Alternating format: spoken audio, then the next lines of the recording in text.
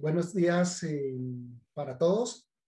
Eh, es grato para mí presentar el día de hoy como invitado en nuestra asignatura de herramientas computacionales aplicadas al recurso hídrico, que es una de las asignaturas de la línea de profundización en recursos hídricos de la Facultad de Ingeniería Ambiental de la Universidad Santo Tomás, al profesor Víctor Miguel Ponce.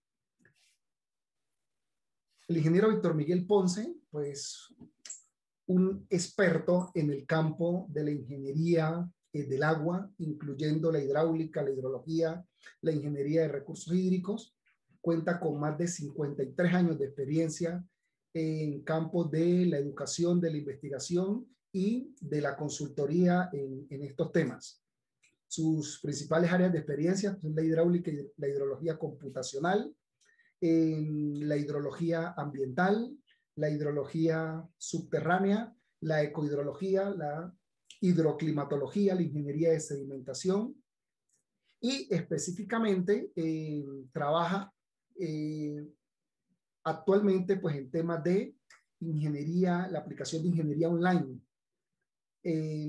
también en temas relacionados con la sustentabilidad de los recursos hídricos subterráneos, estudios de inundación, la hidráulica de canales abiertos, estudios de manejo de salinidad, los impactos tanto hidrológicos como ambientales en proyectos de desarrollos de ingeniería de recursos hídricos. Es profesor de la Facultad de Ingeniería de la Universidad, ¿cómo se llama? Perdón. De San Diego en los Estados Unidos. Entonces, adelante profesor, y de antemano agradecerle aceptar esta invitación. Ya es la segunda vez que tenemos la oportunidad de compartir con usted sus experiencias y conocimientos en estas áreas. Ya el año pasado tuvimos también el agrado de tenerlo en una conferencia, en el ciclo de conferencias que desarrollamos en el mes de septiembre. Y entonces el auditorio es todo suyo. Muchas gracias, profesor Mena. Es un placer y un honor para mí compartir con ustedes mis conocimientos que, como ya dijiste, a través, recolectados a través de 52, 53 años de práctica profesional. Yo creo que podemos comenzar. A ver si Darwin, ustedes ven lo que vamos a presentar. Sí, sí se ve. Ya, muy bien. Entonces, el día de hoy me han dado 2 horas para hablar sobre el tema de hidráulica computacional e hidrología, hidráulica e hidrología. Yo manejo las dos áreas. Enseño un curso a nivel de posgrado que se llama justamente eso, hidráulica e hidrología computacional. Este tema es un tema bastante avanzado que actualmente pues tiene mucho interés. Yo lo que voy a hacer en estas 2 horas que me tocan hoy día es tratar 4 temas que los he presentado en lo que se ve en la pantalla. Para los que no están familiarizados con la manera de trabajar nuestra, yo no tengo un PowerPoint. Lo que tengo es lo que mis alumnos llaman PowerPoint, que quiere decir directamente estamos entrando a la página en línea y estamos mostrándoles a ustedes los trabajos que hemos hecho a través de 22 años de presencia en línea, desde el año 1999, en que yo comencé a trabajar en línea. Tengo 4 temas aquí, se los voy a presentar. Cada uno pretendo hacer más o menos una media hora aproximadamente. Va de teoría a práctica, como debe ser. El tema A es la hidráulica de flujo transitorio. Yo considero que este tema es básico. Tengo bastante conocimiento en este tema. Comencé el año 1977 escribiendo uno de mis primeros artículos en el trabajo, digo, en la hidráulica de flujo no permanente, y les voy a presentar a ustedes en primera instancia este trabajo. Es un trabajo bastante profundo, complicado. Espero poder comunicar a ustedes lo que estamos haciendo. El segundo tema, ya un poco más práctico, es la hidrología de avenidas, que está sustentado en el primero, porque el flujo transitorio puede ser ondas pequeñas, medianas y grandes, y las avenidas son las ondas grandes. Nadie se inundó con una onda pequeña que se vio en el laboratorio, pero también es flujo no permanente. El tercer tema, el tema C, es la hidráulica numérica. Allí voy a tratar temas teóricos sobre exactamente qué cosa es la hidráulica numérica. Y cuando decimos hidráulica numérica, en realidad es también hidrología numérica. La diferencia, en realidad, en el flujo no permanente, la hidráulica se encuentra con la hidrología. O sea que no se puede separar una de la otra. Sin embargo, en la práctica sí hay problemas hidráulicos comparados a problemas hidrológicos. La diferencia, como ustedes saben muy bien, es que la hidráulica es concreta, es sobre un proyecto, una presa, un canal. La hidrología es amplia. La hidrología puede ser la hidrología de, qué decir, de todo Colombia o inclusive global, la hidrología global, aunque un poquito extendido, pero es cierto. Y por último, vamos a tratar en la última fase ya de este curso, de esta clase, el tema del cálculo hidrológico e hidráulico en línea. Hidráulico e hidrológico en línea. Ese es un tema que me caracteriza, en el que yo comencé el año 2005, 2004, 2005, a desarrollar programas directamente en líneas usando la herramienta que se llama PHP. Entonces, al principio comenzamos muy modestamente. Me acuerdo que uno de los primeros métodos que yo puse en línea fue el método racional, que ustedes saben que tiene 3 parámetros, C y A, para calcular el caudal de avenida en cuencas relativamente pequeñas. Sin embargo, a través de los años, han pasado 15 años, y hemos progresado de tal manera que hoy estamos haciendo cálculos de pues miles y hasta millones de cálculos en línea. Y creo que a ustedes, no estoy seguro, tuve en una oportunidad, ocasión de presentar algunos de los cálculos que hemos hecho. Bueno, regresando entonces al tema, esta página está en este momento abierta con el número, tiene un número. Todos mis enlaces en línea tienen un número. El número actual de esta clase es 41521, si la quieren apuntar, y está abierta, porque algunos, bueno, las clases generalmente yo las tengo cerradas, pero esta clase la tengo abierta para ustedes, 41521. La dirección es ponce.sdsu.edu, y de ahí ustedes navegan, es muy fácil, perceptivo en realidad, para llegar al 41521. Entonces ustedes pueden seguir después si les interesa profundizar alguno de estos temas. Además, como ustedes saben muy bien, yo voy a ir a vuelo de pájaro. Yo no puedo entrar a leer los artículos para ustedes. Ustedes lo tendrán que leer después. Yo voy a hablar de conceptos en forma general. Tenemos una gran cantidad de artículos para tratar. Entonces, en primera instancia, les voy a presentar este artículo que está en línea, que se llama Propagación de ondas poco profundas en canales abiertos. Este artículo tiene una versión original del año 1977. Esta es la versión original. Hace poco tiempo, hace casi un mes o dos, le hemos tenido la buena idea de traducirlo al español. Entonces, para beneficio de ustedes y otras personas en Latinoamérica, este trabajo ya lo hemos traducido al español. Como ustedes saben, es un trabajo arduo, pero necesario en este momento. Entonces, el tema es el siguiente. Hay ondas en el flujo, la dinámica de fluidos, hay ondas poco profundas y muy profundas. Las poco profundas se producen en los canales y las muy profundas en los mares, en los océanos.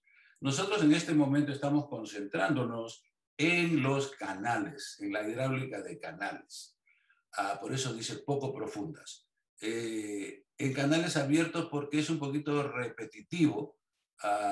Inclusive la palabra canales abiertos a mí no me gusta mucho, pero sin embargo el doctor Chow, que escribió el libro de canales, el año 1959, lo llamó canales abiertos. Entonces por eso hay una práctica, o digo, es muy común decir canales abiertos, cuando en realidad los canales generalmente están abiertos. Bueno, entonces en este trabajo acredito al doctor Daryl Simons, que fue mi asesor cuando yo estuve haciendo mi doctorado. Yo tuve para referencia mi doctorado el año 76 y el siguiente año escribí este artículo que fue basado no en mi disertación doctoral, sino en la metodología que yo usé para mi disertación doctoral. Ahí hay un gráfico que lo voy a mostrar en más detalle después, que básicamente concentra en un solo gráfico todas las propiedades de velocidad o de celeridad de las ondas, desde las más pequeñas hasta las más grandes. Todas, todas, absolutamente todas. Entonces, la pregunta es, ¿y cómo hizo usted esto? Porque en realidad yo hice ese gráfico el año 77. Había que identificar la abscisa y tenía que ser adimensional para poder representar todo el fenómeno.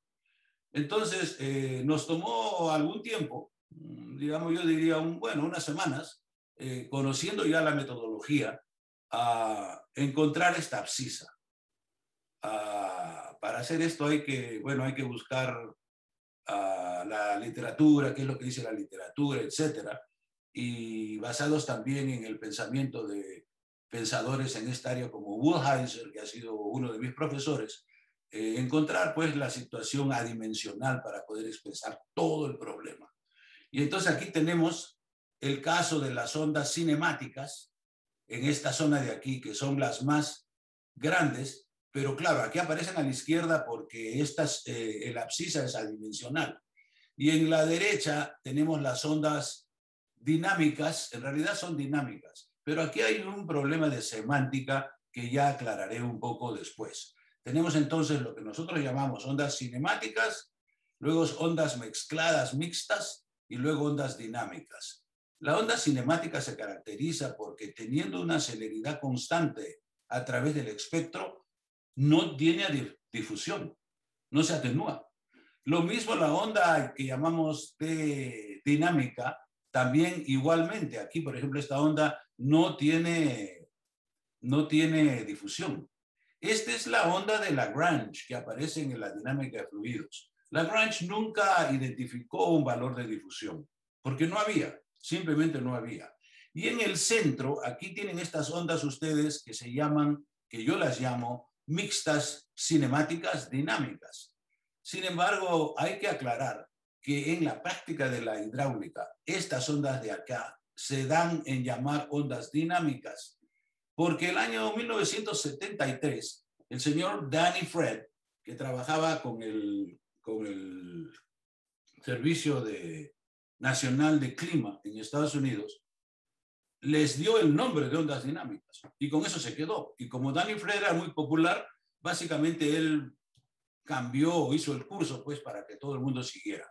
Yo personalmente no estoy de acuerdo con eso y por eso en mi libro de hidráulica de canales la hemos llamado a esta onda que todo el mundo llama dinámica, la hemos llamado onda de mixta, cinemática dinámica. Bueno, entonces, ¿qué vamos a hacer aquí? Vamos a hacer lo siguiente. Vamos a tomar las ecuaciones de gobierno, que son las ecuaciones de Saint-Venant. Y ustedes saben que ecuaciones se pueden resolver, los problemas técnicos se pueden resolver de varias maneras. Una es modelo físico, la otra es modelo matemático. Los modelos matemáticos están muy de moda ahora a partir de la época de los años 60, que ya se usaba la computadora. Antes de los 60 no había computadora. Entonces, en los últimos 60 años, los modelos matemáticos han llegado hasta cierto punto a desplazar a los modelos físicos. Ya los modelos físicos, no digo que no se hagan, pero se hacen mucho menos que antes, cuando no había computadora y no había modelos matemáticos. Entonces, aquí vamos a hacer una modelación matemática de las ecuaciones de gobierno, que son las ecuaciones de Saint-Venant, que son estas ecuaciones 1 y 2. La derivación de estas ecuaciones, obviamente, por principios básicos, están en los libros de hidráulica de canales, el libro de Liggett, por ejemplo, tiene la derivación de estas ecuaciones. Entonces, con estas ecuaciones, estas son ecuaciones de diferenciales parciales. Es un sistema de dos ecuaciones diferenciales parciales. Eso no se puede resolver. No hay hasta este momento solución para resolver completamente un sistema de ecuaciones diferenciales parciales. Lo único que se puede hacer es acudir a ciertos esquemas simplificativos, como es el caso de la linearidad. Se puede linearizar este sistema, y aquí lo hacemos, aquí lo linearizamos, tomando perturbaciones pequeñas, lo que se llama en inglés small perturbation, y de esa manera poder resolver, porque existen sí métodos para resolver problemas lineales. Entonces hemos linearizado esta ecuación por un método que se llama de perturbación, y aquí estamos hablando en el sentido de llegar a las matemáticas avanzadas, pues las matemáticas que se enseñan en el cuarto ciclo. Estamos hablando de la serie de Fourier, perturbación, etc. Que lamentablemente los ingenieros civiles manejan con bastante dificultad. No es así el caso de los ingenieros eléctricos, que lo manejan un poco mejor porque lo necesitan más. Entonces tenemos este método que hemos usado, que yo usé, como les dije anteriormente, en mi tesis doctoral. Y finalmente llegamos a esta ecuación de aquí, la ecuación 9. Y de aquí nosotros vamos a clasificar las ondas. Vamos a clasificar las ondas, vamos a darle nombre a las ondas. Les mencioné la intervención de Fred del año 73. Yo hice este artículo el año 77. Y yo políticamente no podía oponerme a Fred, así quisiera, porque él estaba muy grande y yo estaba muy chico. Entonces yo aquí lo que he hecho es seguir lo que dijo Fred, ¿no? Fred dijo que la onda 4, cuando se escoge el término 4 de la ecuación 2, es onda cinemática. Si se escoge el término 3 y 4, eso se llama onda de difusión o onda difusiva. El término 2, 3 y 4 es la onda dinámica permanente que yo creé porque era necesaria en ese momento. Y al final la onda dinámica completa, la onda de Danny Fred, es la 1, 2, 3 y 4.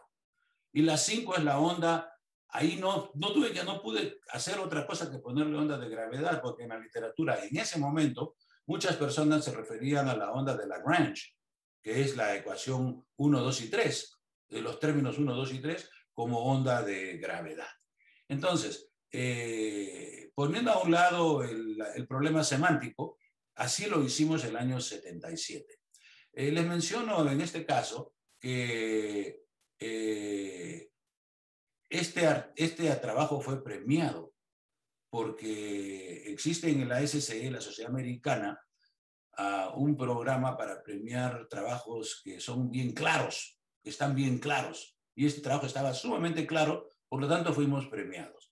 Luego hacemos un análisis de pequeñas perturbaciones e introducimos esta ecuación 11, que es la ecuación de von Neumann, que ya voy a hablar después de von Neumann.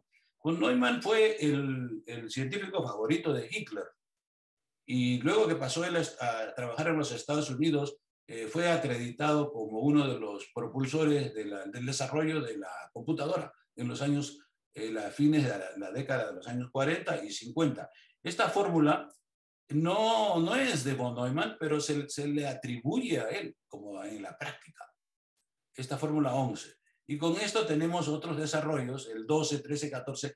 El 12 es personalmente mío, porque había que demostrar o que había que encontrar un parámetro que fuera el que dimensionalizara o que no dimensionalizara el problema. Luego seguimos con todas estas fórmulas aquí y voy a avanzar un poco más rápido porque si no, obviamente no terminamos. Entonces tenemos aquí la ecuación 20, que es la ecuación ya algebraica que se produce al reemplazar el esquema de von Neumann en el esquema de Saint-Venant. Y al final tenemos la ecuación 22 y resolvemos la onda cinemática y resulta que la onda cinemática tiene una celeridad de 3 medios. 3 medios, fórmula 25. ¿Y cómo es eso? Bueno, esta es la llamada en la práctica la onda, la ley de Sedon, S-E-D-D-O-N, en el año 1900. O sea que aquí confirmamos que en el esquema de Chesi la ley de Sedon está correcta. Y obviamente tiene que ser así porque esa ley de Sedon ya tiene 100 años, más de 100 años. Luego de la onda, pasamos a la segunda onda de difusión, que le fue dado este nombre por Kunsch, y hablemos de Kunsch, vamos a hablar de Kunsch después, un momento después. Este nombre onda de difusión, yo lo escuché de Kunsch por primera vez el año 73. Luego continuamos con la onda de difusión, y como ustedes ven, la onda de difusión tiene una difusión, por eso se llama onda de difusión. Esta es la ecuación 29. Luego la onda dinámica permanente, que no tiene mucha importancia, solamente para completar todo el tratamiento, me la paso. Y luego finalmente la onda dinámica. Este es el kit de este asunto, cómo resolver la onda dinámica. Esto, hasta este momento, año 1977, no se había realizado. Y está conjuntado o comprendido en ese gráfico que les he mostrado anteriormente. Esto es pura trigonometría avanzada. No es fácil aplicarlo, pero bueno, al final está aquí para que ustedes lo revisen. Si quieren revisarlo en detalle, está traducido al español. Entonces seguimos aquí y ya al final llegamos a estas fórmulas simplificadas y estas tablas que demuestran, y nuevamente al gráfico ya les he mostrado, repito, a la izquierda están las ondas cinemáticas, en lo que la celeridad relativa es un medio. ¿Un medio por qué? Porque es 3 medios menos 1, porque es relativa, es un medio. En el centro están las ondas dinámicas, las ondas mixtas, cinemáticas dinámicas, y a la derecha las ondas realmente dinámicas, pero que fueron llamadas en su oportunidad ondas de gravedad. Y aquí está la onda de gravedad, la que he llamado onda de gravedad de Lagrange, y también reiteramos los valores que se han usado por más de 200 años, que están representados en la ecuación 59, que ustedes la deben conocer en sus estudios de fluidos. Luego analizamos el modelo de onda dinámica, ¿ok?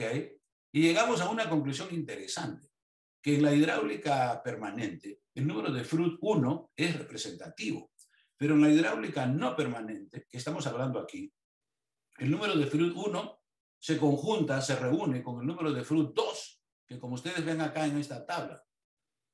En esa época, vamos a confesar aquí, que en esa época yo no tenía conocimiento muy detallado sobre el número de Vedernikov, pero el número de Vedernikov equivale a Froude igual a 2.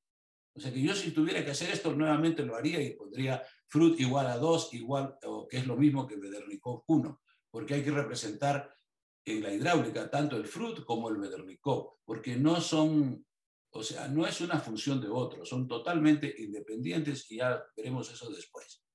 Entonces, la atenuación es muy importante y aquí estamos mostrando la función de atenuación de la onda. Como se ve, la onda se atenúa grandemente en el centro del espectro.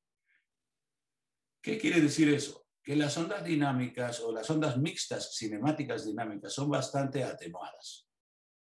Es más, llegamos a decir que en la práctica casi no existen. Las que están en el centro, las que están en ese pico de esa curva no existen, porque la atenuación es tan fuerte que la onda se disipa completamente y su masa pasa a formar parte de la onda cinemática que está debajo. Eso lo dijo muy bien Langevin y Witham en el año 1955.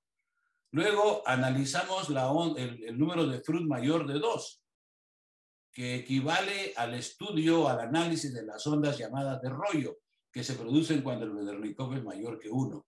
Y esta es la función que determina cómo y cuándo se amplían las ondas. Como ustedes ven, las ondas se amplían más o menos en el centro del espectro climático. Bueno, y finalmente esto es lo que hemos venido hoy día a presentar.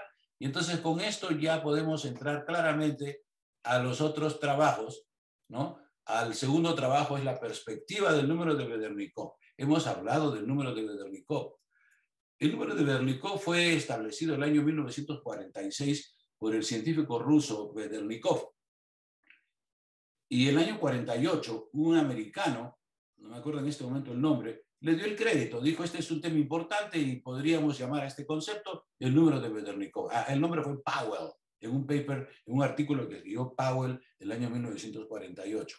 Y de allí fue prácticamente abandonado. Exactamente no sé por qué. Podríamos especular por qué, pero no lo vamos a hacer. Fue abandonado hasta el año 91, en que yo escribí este artículo, versión original, nueva perspectiva del número de Bedernikov. No quiero decirles, a ver, vamos a ver. No, aquí está, ya me sí. No quiero decirles que el número de Bedernikov no era usado, sino más bien era ignorado por los ingenieros prácticos. Estaba en teoría. Habían habido tesis. El año 70 hubo una tesis del doctor Kibler en Colorado State sobre el número de Bedernikov, en el año 70, o sea, en el medio del transcurso. Pero fue hasta el año 91 que no se conoció bien este tema.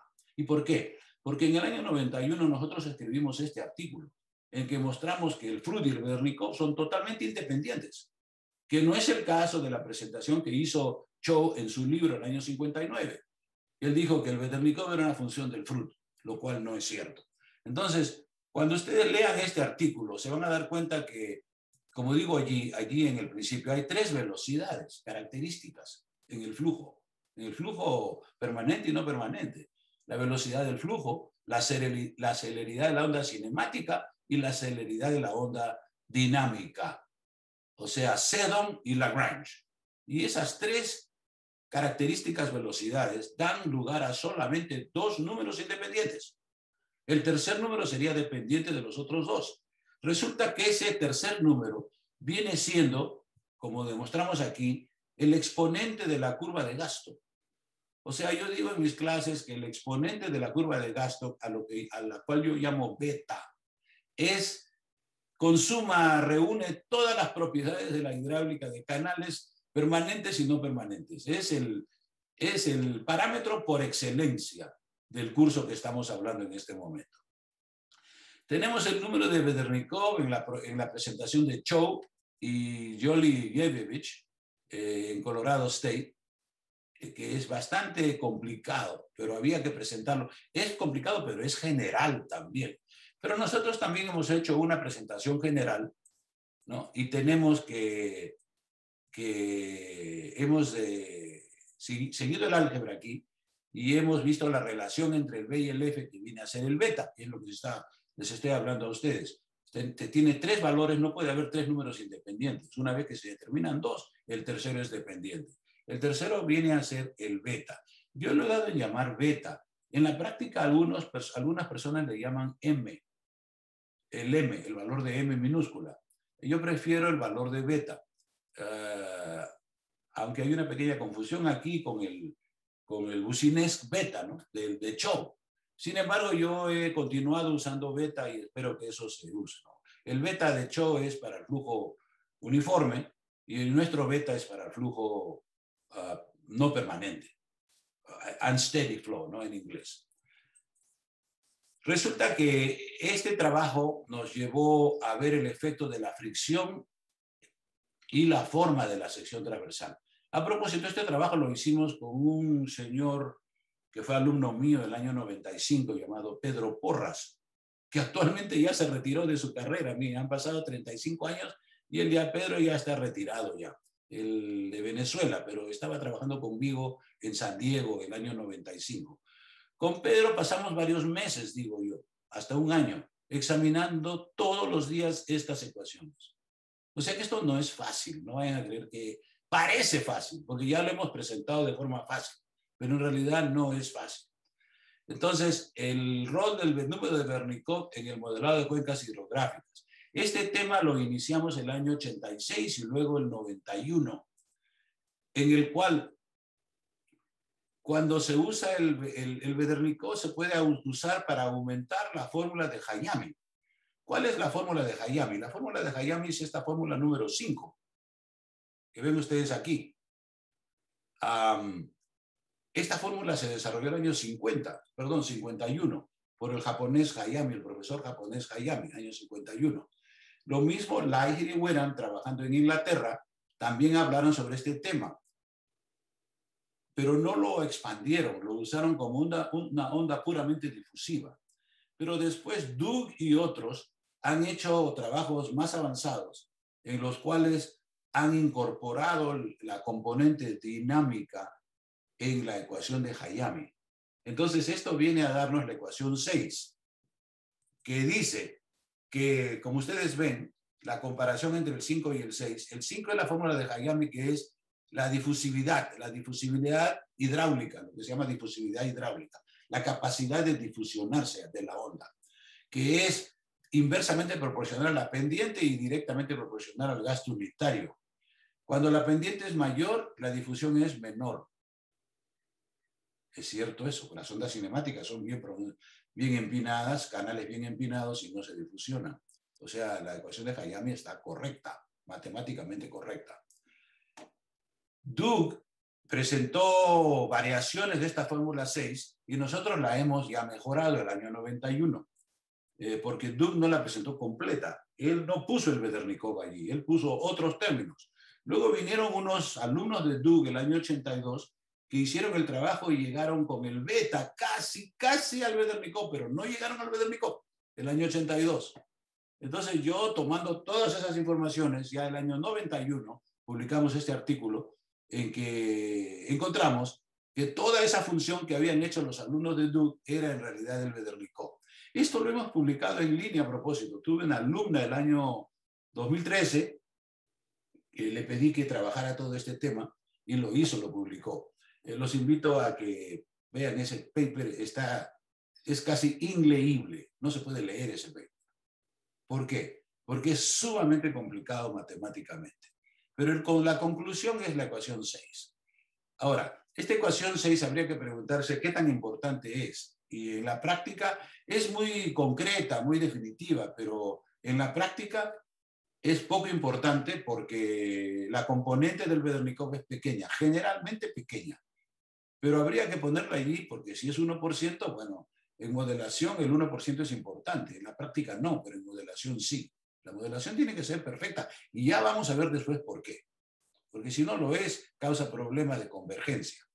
Bueno, al final en este paper, en este artículo, encontramos las relaciones de sección transversal. O sea, que la hidráulica de canales abiertos no permanente depende de la fricción y de la sección transversal. Hay tres tipos de fricción. Bueno, son dos. Laminar, turbulento. En realidad hay una fricción mixta, turbulenta, laminar. No es transicional. Transicional es en el flujo permanente. En el flujo no permanente no se llama transicional, sino mixta, porque es la conjunción de dos flujos, aguas arriba, laminar, y aguas abajo, turbulento.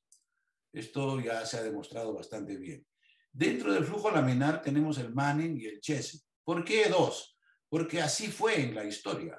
Primero se desarrolló el Chessy el año 1776 más o menos, y luego el Manning en el año 1860, algunos dicen que fue hasta el 90. El Manning es muy práctico, muy favorecido en la práctica, y el Chessy no lo es, lamentablemente. Yo me inclino por el Chessy porque el Chessy es adimensional, el Manning no lo es.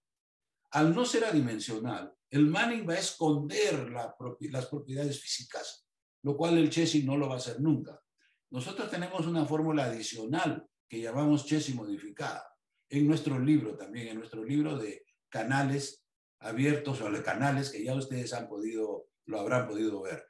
Entonces tenemos estas propiedades de la teoría de Vedernikov y demostramos que la relación V sobre F varía pues dependiendo de si el canal es hidráulicamente ancho, Manning o Chessy, triangular y finalmente inherentemente estable. Aquí desarrollamos nosotros la sección del canal inherentemente estable. Y así lo llamamos, porque es inherentemente estable, porque el Vedernikov es cero. Al ser el Vedernikov cero no puede subir, el Vedernikov no puede subir. Y al no poder subir no puede colocarse inestable. Por lo tanto es inherentemente estable esta sección. Este trabajo fue progresión de lo que hizo el doctor Liggett el año 1975. Él fue invitado a Colorado State y presentó un trabajo en el cual él dijo, esta es la sección inestable. El artículo de él era sobre inestabilidad física en canales. Nosotros tomamos esa información de Liggett, que él no terminó, muy buen investigador, porque no terminó sus presentaciones.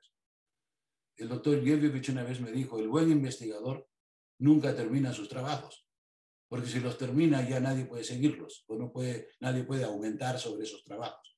Nosotros tuvimos la suerte de encontrar que el doctor Liggett no había terminado su trabajo, por lo tanto lo proseguimos y lo terminamos, lo calculamos. Primero lo hicimos analíticamente y luego lo calculamos. Tenemos una calculadora para el canal inherentemente estable. ¿Qué tan práctico? El canal inherentemente estable es una teoría tremenda, muy buena. ¿Qué tan práctico es? Es muy poco práctico. ¿Por qué? Porque es así. Les puedo explicar con detalle. Lo que es interesante aquí es diseñar un canal que sea parcialmente inherentemente estable, en el que el Vedernikov pueda ser, por ejemplo, no 0, sino hasta un número práctico como 25, por ejemplo. El fruit. Entonces sí se puede hacer un canal que sea práctico y que no sea tan ancho, porque el inherentemente estable es el más ancho canal que se puede hacer, porque fija el Vedernikov igual a 0. Eso les voy a mostrar un poco después. Entonces, como ustedes ven, esta teoría puede ser no práctica, pero lleva sí a la fijación de un canal práctico. ¿Qué practicidad o qué aplicaciones tiene esto? Bueno, les menciono, no hemos venido a hablar hoy día aquí, pero en Bolivia, en La Paz, existen grandes problemas con las ondas de rollo transmitiéndose por el canal, saliéndose del canal, inmensas ondas. Creo que ya han matado 1 o 2 personas que se pusieron cerca del canal a ver la onda y vino una piedra cargada por la onda y les cayó en la cabeza. Entonces, además es feo. Tenemos modelos, tenemos videos que demuestran esto. En Bolivia han hecho relativamente mal los canales, realmente mal, a través de los 30, 40 años, por no conocer la teoría del número de Vedernikov, y ahora lo que tienen que hacer es reparar esos canales, arreglarlos, modificándoles la sección transversal para que la recurrencia de estas ondas de rollo pueda ser disminuida, si no eliminada. Se puede eliminar, lo que pasa es que hay que hacer grandes trabajos que tienen mucho costo, y eso pues es cuestión ya de política, si van a hacerlo o no. Entonces, en resumen, tenemos la gran importancia del número de Vedernikov, sobre todo en el flujo no permanente, particularmente cuando se presentan las ondas de rollo.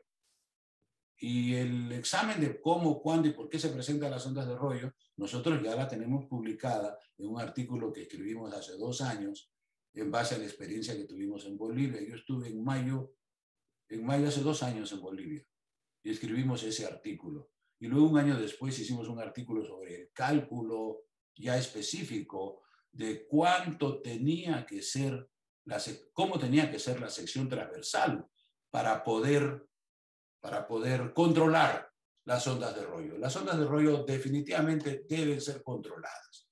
Entonces, con esto los invito a que revisen y aprendan sobre el número de Vedernikov. Ahora, estamos un poquito atrasados, pero no tanto. La hidrología de avenidas. El método Muskingum-Canch. ¿Cuál es la historia de este método? El método Muskingum fue desarrollado en el año 1938 por McCarthy, que inclusive ni lo escribió siquiera. El doctor Cho, el año 59, tomó esos manuscritos de McCarthy, que los tenía en posesión el cuerpo de ingenieros, y los expresó en su libro. Dijo, este es el método de Muskingum de McCarthy. Al final, la gente se olvidó de McCarthy, y porque casi nadie lo sabe, tendría que referirte al libro de Cho, y lo llaman el método de Muskingum.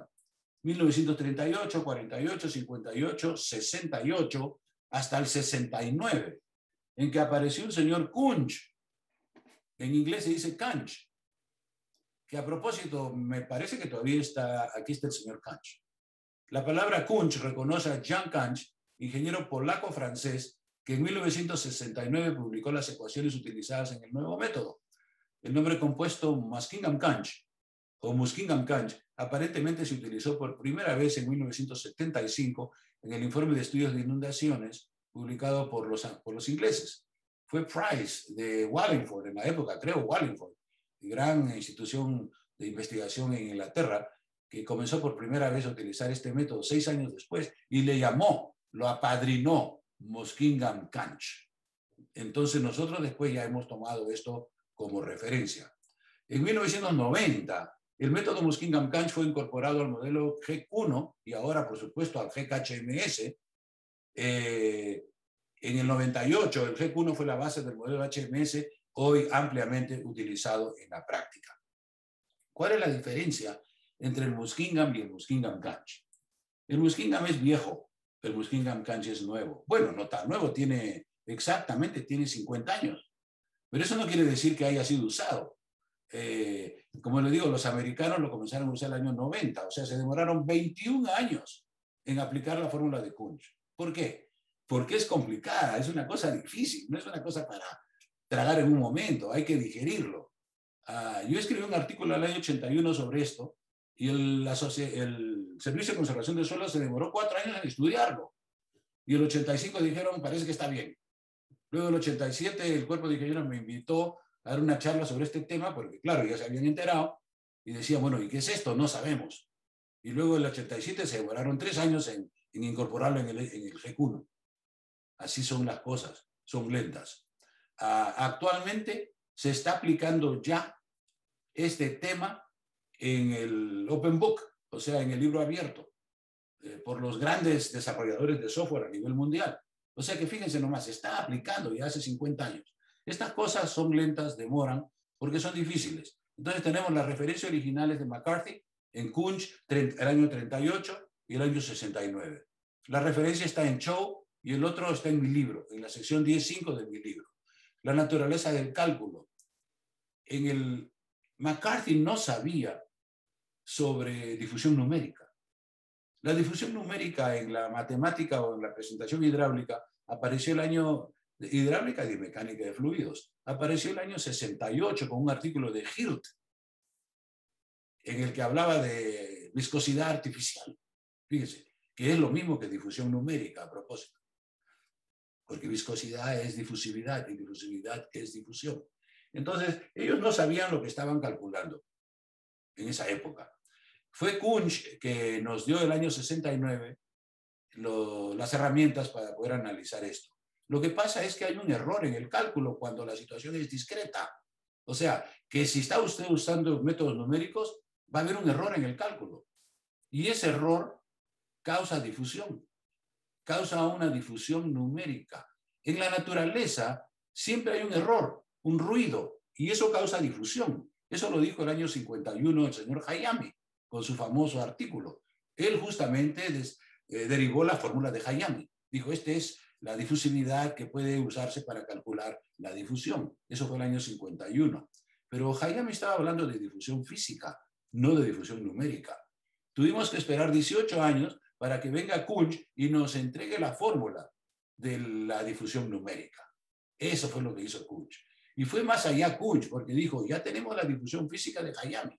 Ahora hemos encontrado esta difusión numérica de él. ¿Por qué la encontró? ¿Y por qué no lo hacemos igual? Y ahí fue en donde él desarrolló el método Muskingum-Kunsch, que se igualan las difusiones físicas y numéricas. Esto tiene la ventaja de eliminar la difusión incontrolada en el cálculo, porque la onda cinemática tiene difusión incontrolada. En cambio, la onda de Muskingum-Ganch, o sea, la onda difusiva, no la tiene. ¿Qué quiere decir eso? Que en la práctica, cuando ustedes hacen una prueba de resolución de malla, la onda cinemática le va a dar diferentes resultados. Cada malla tiene un resultado diferente. ¿Y cuál es el resultado? No se sabe, porque hay un engaño, ahí hay una parte que no está siendo considerada. En cambio, en la difusión, en el método de Kunsch, no. Todos los resultados son iguales, porque se mueve el parámetro para tomar en cuenta el tamaño de la malla. Eso es importantísimo. En fin, la naturaleza del cálculo, la facilidad de uso, la facilidad de cálculo, Ahora, la implementación de estos temas, ustedes saben muy bien que se pueden hacer de varias formas, llegando hasta el final. El final es utilizar el HMS, pero el HTMS es una caja cerrada. Usted no puede abrir el HMS, pero sí lo puede correr.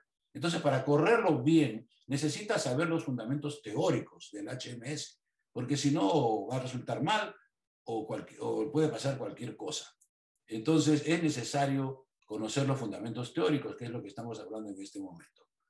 A la precisión. Nosotros hemos usado este método por más de 40 años y es bastante preciso. Ahora, vamos a hablar aquí cosas diferentes. Precisión de cálculo numérico.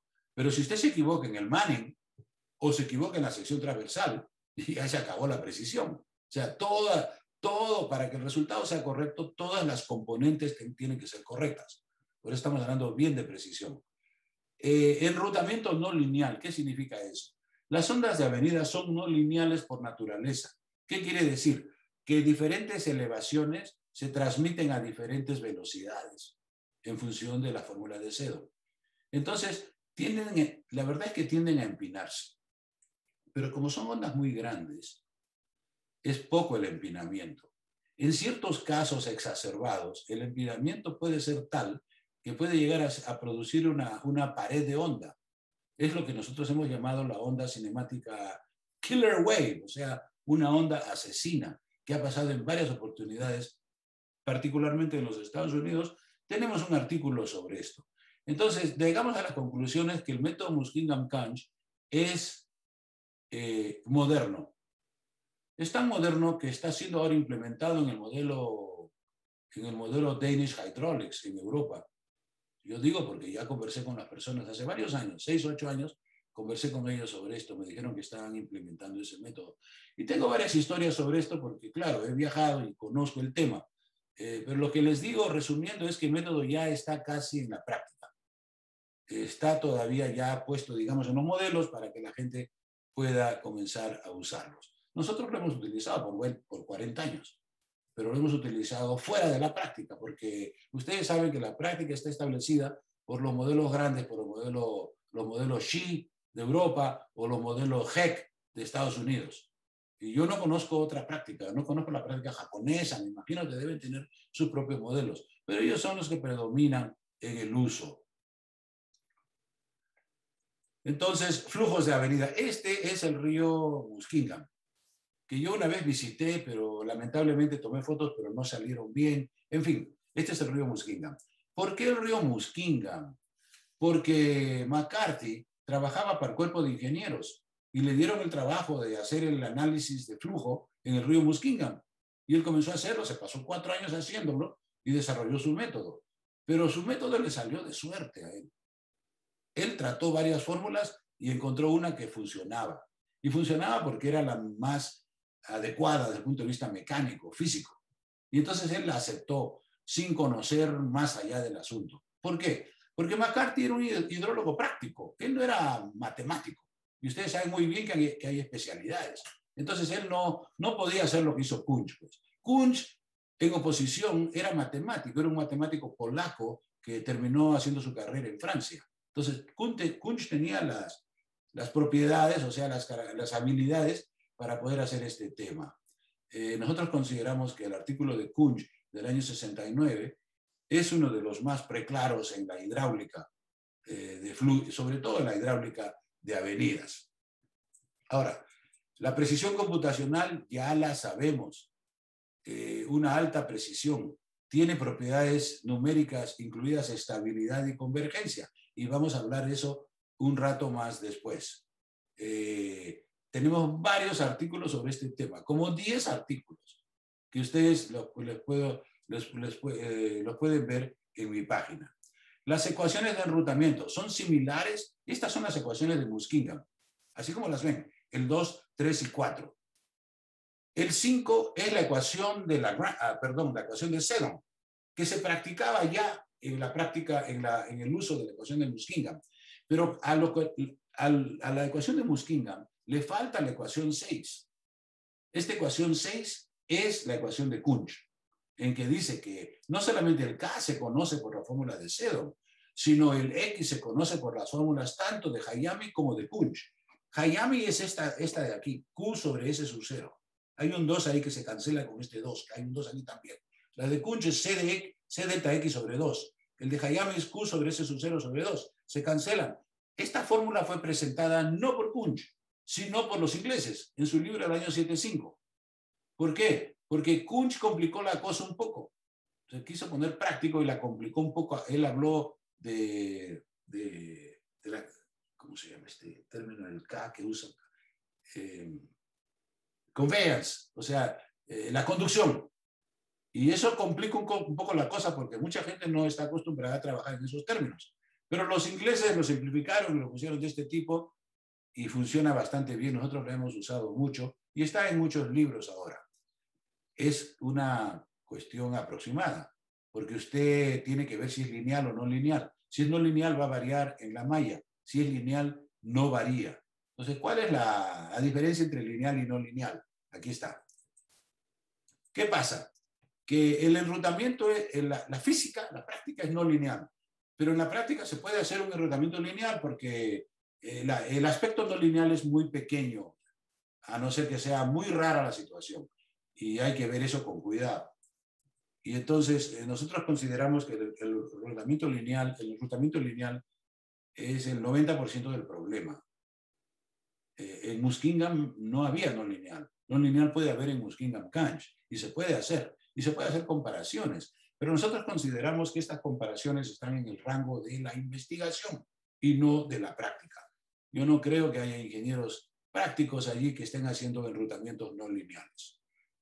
Sin embargo, eso no quiere decir que cuando se estudia la onda asesina, ahí sí hay que hacer un enrutamiento no lineal, porque lo no lineal viene a ser casi todo el problema. Entonces, en el enrutamiento lineal versus no lineal, hemos considerado 3 secciones asintóticas. La hidráulicamente ancha, que todo el mundo la conoce, en el cual la profundidad o el ancho sobre la profundidad es mayor que 10, mejor 20. La naturaleza generalmente usa 25 para los canales naturales o 30. Triangular, la cohesión triangular, todo el mundo la conoce, se usa en las cunetas. Y finalmente el inherentemente estable, que nosotros desarrollamos en el año 95, basado en la información preeminente original del Dr. Liggett. Y esta es nuestra función inherentemente estable. ¿Qué quiere decir? Que cuando el flujo llega a ser ya de avenida en esta sección, el Bedernikov se hace 0. Por lo tanto, no puede haber Bedernikov 1 cuando el Bedernikov es intrínsecamente 0. Entonces, inherentemente 0. Entonces, en esta sección no habría ondas de rollo. Pero aquí lo que se puede hacer en la práctica es disminuir el ancho, porque el ancho obviamente es bastante grande y la gente puede arguir que vamos a utilizar mucho terreno aquí en hacer este canal, ¿no?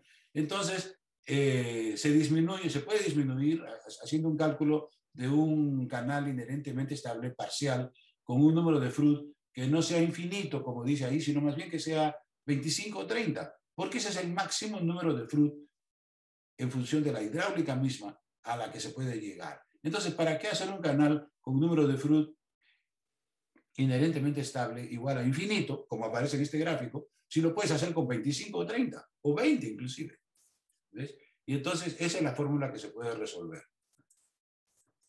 Otro sí digo que no es necesario hacer esto. Si usted hace un canal triangular, aproximadamente triangular, y mide el beta, con que el beta baje a 1,3 ya resolvió el problema, porque ya subió el número de Froude a 4 o 5. Y es muy raro que el número de Froude llegue más allá de 4 o 5. Bueno, no es imposible, pero es raro. Ciertamente, más de 20 ya no llega ya. Eso está demostrado por Cho y muchas otras personas. Comparación entre los métodos de enrutamiento. El criterio, los parámetros se mantienen constantes en el método lineal. En el método no lineal los parámetros varían con el flujo. Conservación de la masa, no hay pérdida de masa. Es interesante que en el método no lineal hay una pequeña pérdida de masa. ¿Por qué pérdida de masa? El año 75 yo asistí a un curso que se dio en Colorado y se presentó el doctor Abbott, que en esa época era pues uno de los más grandes científicos de esta área de la computación numérica. tenía un libro en esa época, o tiene hasta 2, creo. Y él dijo que cuando se desarrollaban métodos, habían problemas de estabilidad, convergencia y falta de conservación de la masa.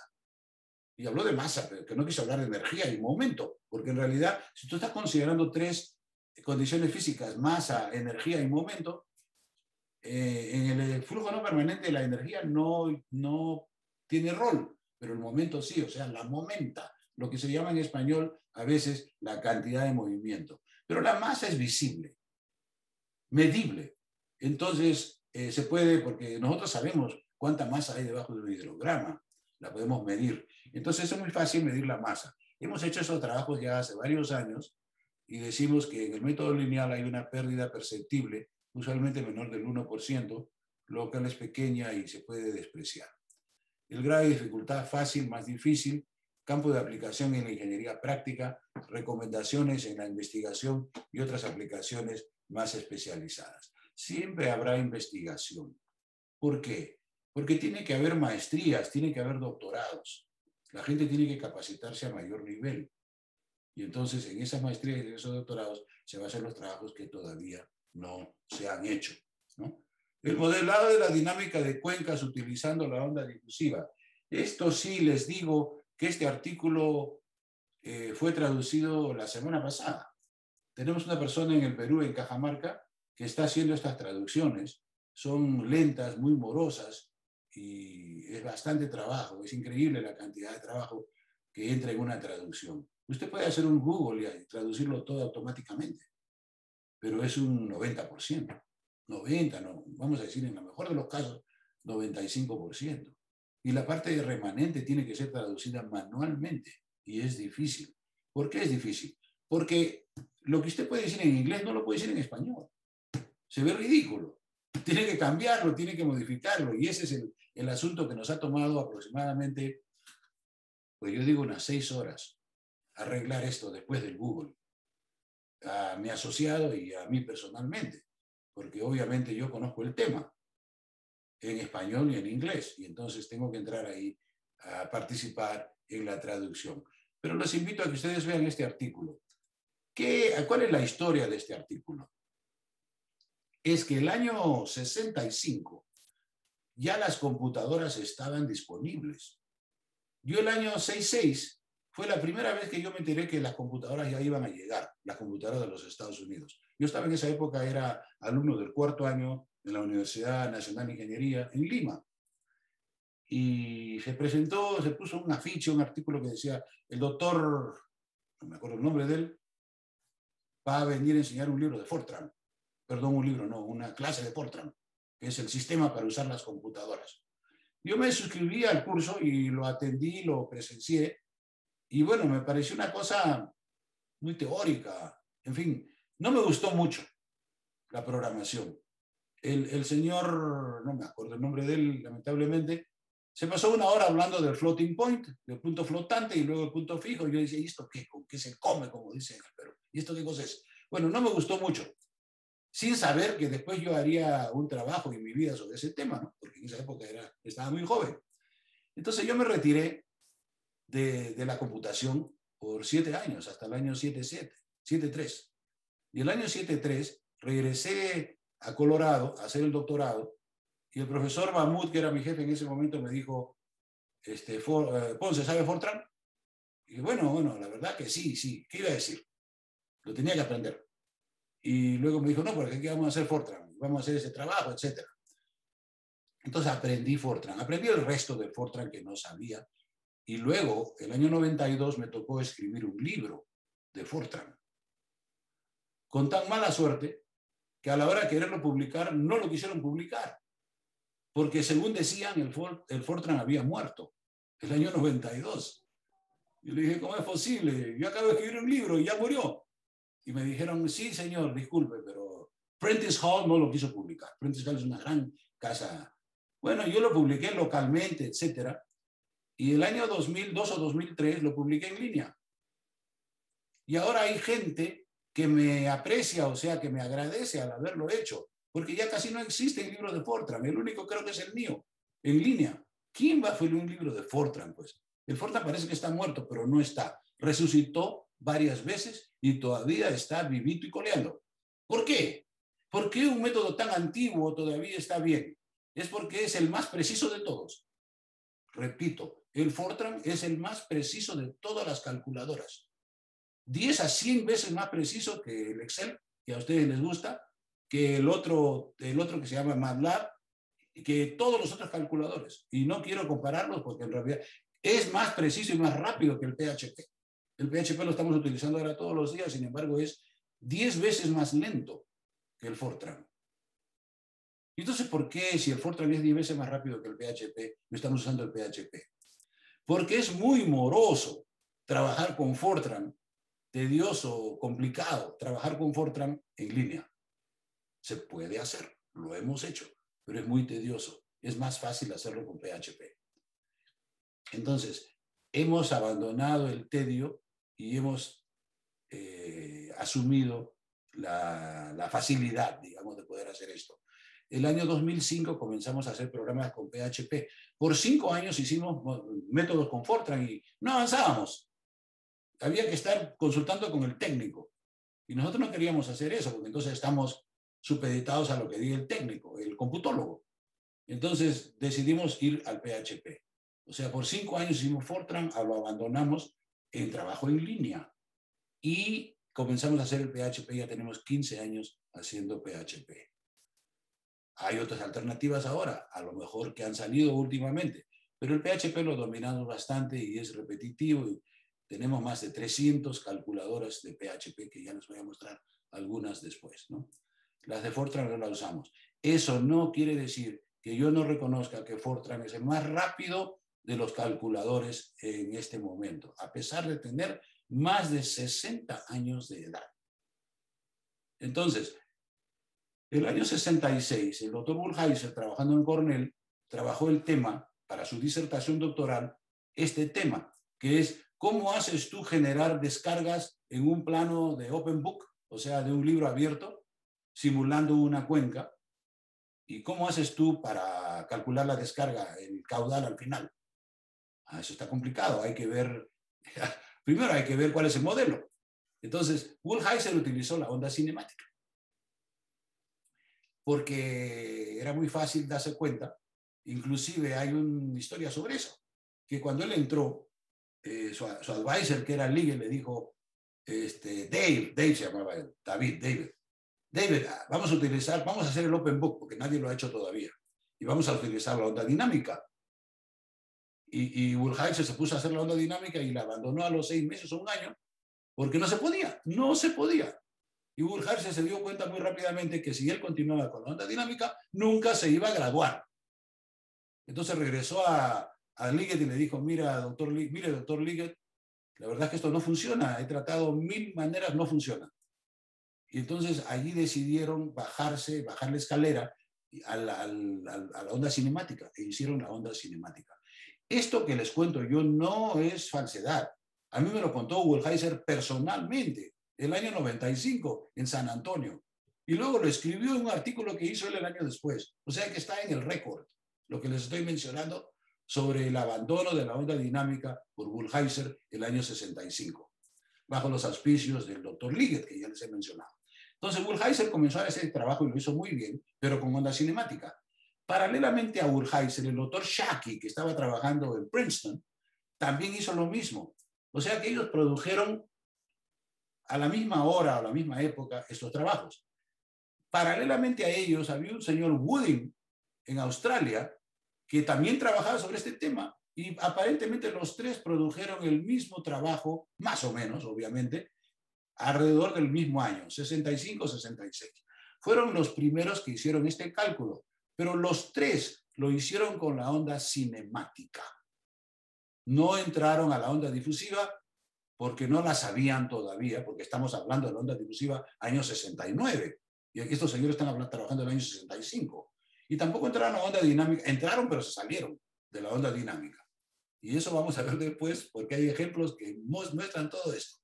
Entonces, el año 86, yo escribí este trabajo, que a propósito lo hemos revisado hace poco, está muy bien hecho, porque está en el nivel del entendimiento, de la práctica.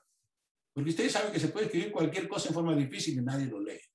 Y para que la gente lo lea, usted tiene que bajar 1 o 2 peldaños para mostrar las cosas en forma más práctica. Y en este caso lo hicimos aquí.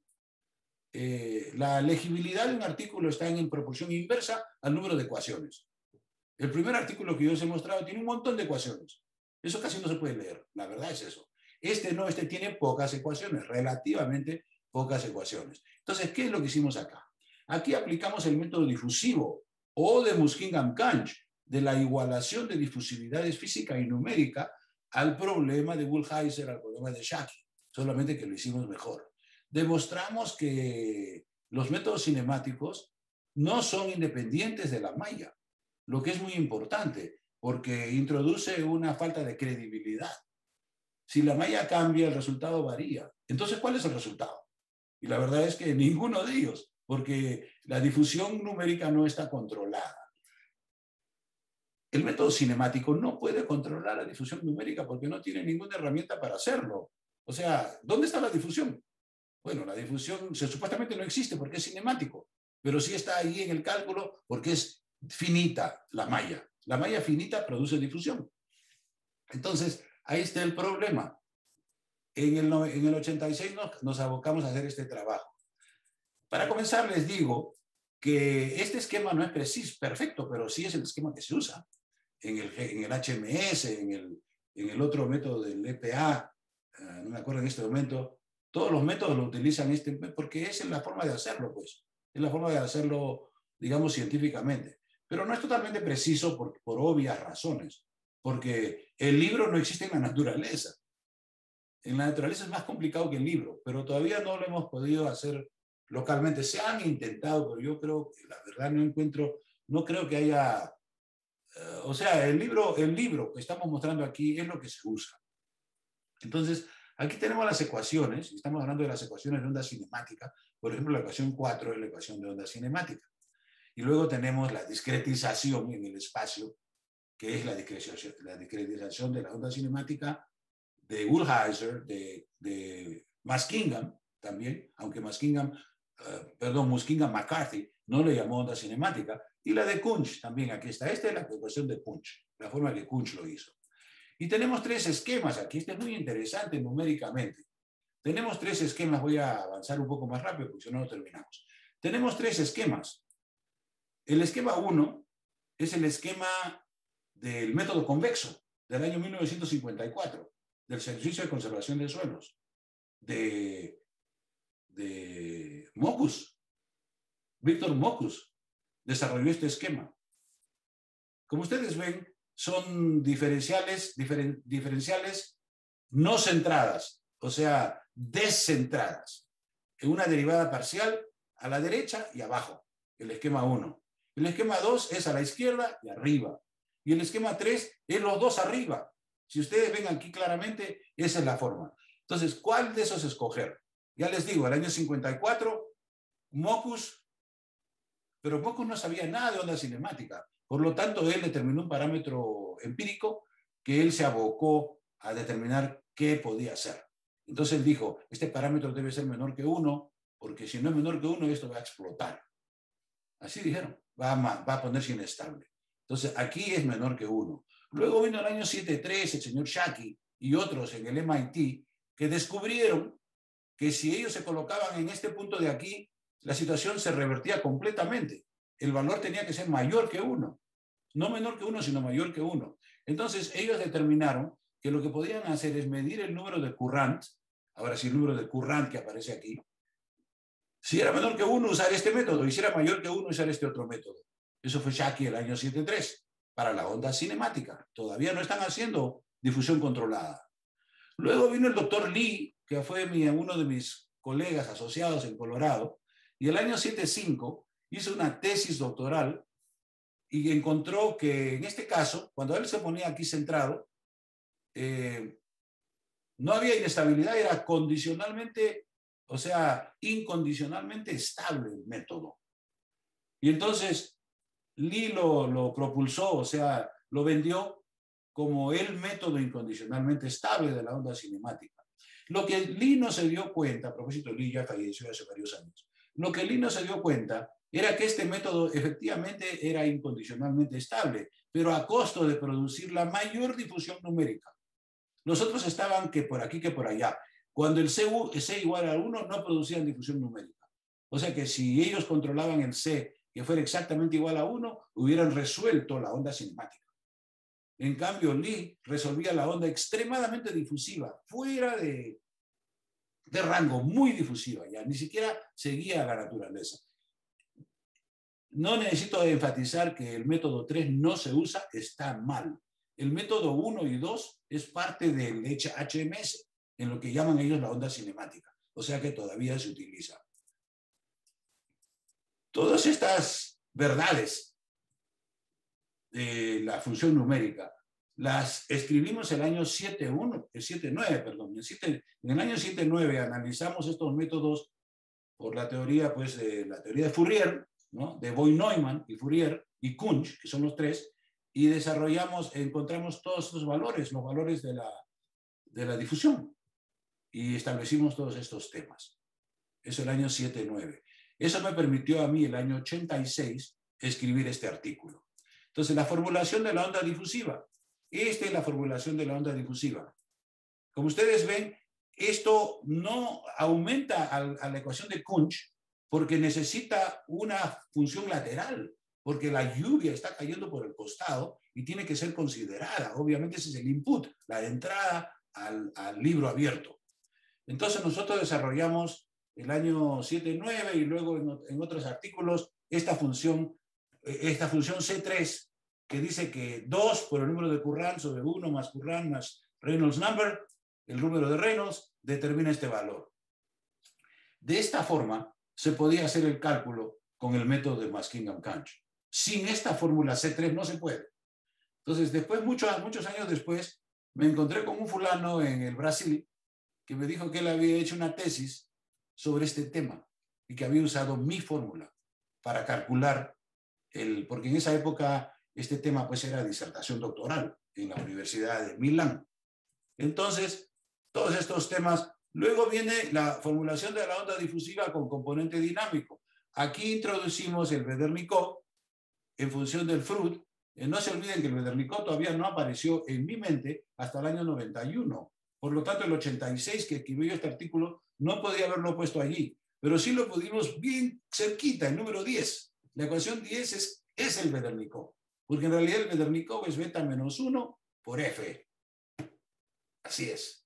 Solamente que en esa época todavía no lo conocíamos. Qué fácil, ¿no? Pero no se conocía. Pero ahí está el Vedernikov. Pero luego decimos que el Vedernikov, la inclusión de este término no influye mucho en el resultado, por lo menos en el ejemplo que usamos. Usamos un ejemplo clásico, típico. Entonces, quiero mostrarles aquí esto que es muy importante, que nosotros variamos los niveles de resolución. En el nivel A, en pies, 120 pies, 240 pies y 60 segundos de simulación. En el B, 60, 30, 75. O sea que el nivel E es muchísimo más fino. Muchísimo más fino. ¿Me entienden? La mitad, mitad. Y luego los caudales máximos calculados por 3 métodos. Al método de difusión incontrolada le llamamos cinemático. Al método de difusión controlada le llamamos difusivo. Y al método que tiene el número de Freud o Vedernikov como afectando la difusión física, a ese le llamamos dinámico. Y entonces hemos encontrado que, como ustedes ven aquí, el caudal máximo en el cinemático se afectó. Se afectó 2.35 a 3.96. Entonces, estos son los gráficos. Estos son los gráficos, les hicieron levantar los ojos a los amigos del cuerpo de ingenieros, porque dijeron, ay caray, ¿y esto qué es? El primer resultado varía el resultado con el espacio, con la malla, con el tamaño de la malla, que no debería ser, pero lo es. Y el segundo resultado, todos los resultados son iguales. Eso se llama, en nuestro argot, en nuestro parlance, como se dice, caray, ya me olvidé, que no es sensible, pues, que el resultado no es sensible al tamaño de la malla. Aquí lo vemos, está mal. A ver, a ver.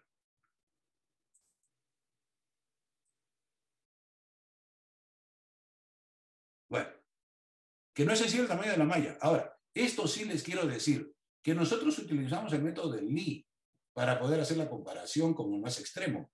O sea, dijimos el método de Lee. Los otros dos métodos, el de Shackey y el de Wilheiser, caen en el intermedio. Pues por fuerza tienen que caer en el intermedio, porque este es el extremo. Entonces, aquí demostramos en este artículo que hay que tener cuidado con los cálculos porque pueden tener problemas de convergencia. Ahora sí pasamos a la solución numérica de ecuaciones diferenciales parciales, porque es justamente lo que estamos haciendo aquí. Y aquí voy a hacer una llamada a este artículo, que es el de O'Brien, Hyman y Kaplan, que se llama Un estudio de la solución numérica de ecuaciones diferenciales parciales, en el Journal de Mathematics y Física, Matemática y Física del año 50. ¿Quiénes son estos señores? Estos señores son los alumnos de von Neumann, que en su artículo del año 50 dijeron, nosotros hemos aprendido esta metodología de von Neumann. Von Neumann, ya les dije, alemán, científico favorito de Hitler, porque era, si no el más hábil, uno de los más hábiles en Alemania en la época del fin de la guerra. Cuando ya von Neumann llegó a Estados Unidos, estos señores O'Brien, Hyman y Kaplan, estos son americanos, son estudiantes de la Universidad de, creo que es Princeton, donde llegó von Neumann, pero puedo estar equivocado. Einstein creo que fue el que estuvo en Princeton. Bueno, no importa, es una de las universidades grandes que hay en Estados Unidos, Princeton, Cornell, New York University, etc. Entonces ellos escribieron este enunciado en inglés, que yo me he dado el trabajo de traducirlo aquí para explicarlo. Comenzamos con terminología y definiciones. Aquí está el kit, el asunto, el meollo de todo lo que estamos haciendo en el cálculo numérico. Sea D la solución exacta de la ecuación diferencial parcial. La ecuación diferencial parcial tiene una solución, es D. Delta, la solución exacta de la ecuación de diferencias finitas. Porque la diferencia finita no es parcial, es finita. Si la diferencia fuera infinitamente pequeña, sería parcial, pero no lo es, porque en la práctica siempre hay una condición finita para la malla, es una malla finita. Y luego N es la solución numérica de la ecuación de diferencias finitas. La solución numérica, ¿ok? A la diferencia delta, D menos delta, se denomina el error de truncamiento, porque se truncó, la linearización se truncó en el espacio, en el delta. No sé si me están entendiendo, pero pueden examinarlo. Originado por la distancia finita entre dos puntos adyacentes. O sea que si usted quiere seguir una curva, lo mejor es seguirla con una malla tan pequeña que se vea la curva solamente. Pero como eso es imposible, porque tendría que ser infinitamente pequeña, se hace una malla regular de cierto tamaño y siempre hay unas pequeñas partes que la linearización no permite llegar. Entonces seguimos allí nomás. El problema de convergencia es encontrar las condiciones bajo las cuales delta menos D tiende a cero. O sea que la palabra es si el método converge o no converge. Les digo que estos términos que han sido traducidos al español fueron introducidos por von Neumann y por sus alumnos y ya no los hemos podido cambiar. No se puede cambiar. Si no te gusta cómo lo llamaron, no te puedes cambiar en el momento porque creas una confusión que fue la confusión que creó Danny Fred el año 73 cuando él llamó al método mixto cinemático dinámico, lo llamó dinámico. Ahí creó la confusión. Y como él era persona importante, pues se aumentó la confusión que hasta ahora estamos tratando de enderezar. Estos señores llamaron convergencia, la capacidad de converger, que delta llegue a D. A la diferencia delta menos n se le denomina el error numérico. En una computadora, es decir, un ordenador sin error, la cual trabaja con un número infinito de decimales, lo cual ya saben ustedes que no existe. Las computadoras generalmente tienen 7 decimales de precisión. Generalmente, ¿no? Anteriormente tenían 2, 3 decimales, ahora están en 7, están bien, pero no están perfectamente bien. El error numérico sería 0. Como esto es imposible, siempre hay un error numérico. Aunque delta menos n puede consistir de varios tipos, normalmente se considera que está construida por errores de redondeo de la cifra. Si usted quiere 15 cifras y redondeas a 7 cifras, la octava cifra va a estar errada, decimal, la cifra decimal. El problema de estabilidad es encontrar las condiciones bajo las cuales el valor de delta menos n es pequeño a través de toda la región. O sea, ellos llamaron eso inestabilidad, o estabilidad o inestabilidad. ¿Por qué?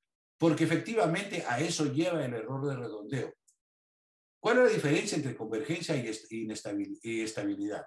La estabilidad es un problema tan serio que bota el problema. El problema se echa a perder completamente. Todo el mundo se da cuenta de la inestabilidad. La convergencia, al revés, es un problema suave. Es un problema que puede ser como puede no ser. Si usted no está enterado bien, usted puede aceptar un problema no convergente como si fuera convergente, como es el caso de Lie. El modelo de Lie es totalmente no convergente. Sin embargo, Lie lo propuso y se graduó inclusive con ese tratamiento de la Universidad de Colorado State, que es una de las mejores en los Estados Unidos y, por qué no decirlo, del mundo. Entonces, la convergencia es sutil, la estabilidad es clara o inestabilidad es clara. Los problemas que se ven en la práctica son inestables o estables y convergentes o inestables y no convergentes o viceversa, etcétera, combinaciones. Repito, la inestabilidad se ve claramente, la convergencia no. Y justamente hemos venido hablando de esto hace un rato. No hemos querido cambiar los temas, ¿por qué cambiarlos si están bien? Entonces, estos son los temas de... Ahora les voy a mostrar aquí la inestabilidad del método de Priceman para decir, ¿y esto qué cosa es inestabilidad? El método de Priceman. ¿Quién es Priceman? Priceman es un científico francés, creo que es francés. Su nombre es alemán, pero hay bastante mezcla, sobre todo en la frontera. Entonces, Priceman inventó el llamado formulación del esquema de Priceman para la solución de la ecuación de Saint-Venant, año 1961. Y después Kunz utilizó en sus métodos esos términos. ¿Cuál es el esquema de Priceman? ¿Qué pasa? Que si usted hace un cálculo de diferencias finitas centrado, quiere decir el valor de ponderación es 0,50, se produce en una situación inestable, 0,50. Entonces, como ustedes ven aquí en este gráfico, que nosotros tenemos de una fórmula, o digo, de un modelo que hemos hecho, el 0,49 es el peor. 0,50 es el de aquí, el segundo es 0,50, pero también es inestable. Al momento que ya llegue a 0,60 es el azul. El azul es este de aquí. Ya está más o menos, está mejor. Todavía no está perfecto, pero está mejor. Entonces, como ustedes ven, hay este problema. ¿Qué pasaba? Que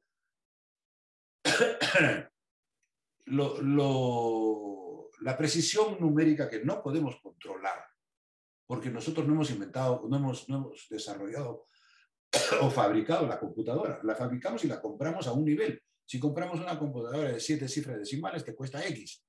De 14 cifras decimales, te cuesta 3X, por decir. Entonces uno tiene que ver en el costo. Entonces, llegamos a la conclusión de que siempre hay estos errores cuando las funciones son centradas, porque las funciones centradas producen no linearizaciones o no linearidades que te producen este problema. Entonces, Priceman resolvió este problema descentrando la función finita. Entonces, él decía que 0,55 era un valor apropiado, este valor de aquí, que 0,55 era apropiado, porque te permitía tener un cálculo aproximadamente correcto, pero un cálculo. Ya no tenías las oscilaciones que se ven aquí para 0,51 o 0,50. Entonces, este método se ha utilizado y se continúa utilizando ampliamente en la práctica, el método de Priceman. Algunas personas, sin conocer bien el tema, abusan y le ponen el valor de θ1, o sea, descentrado completamente.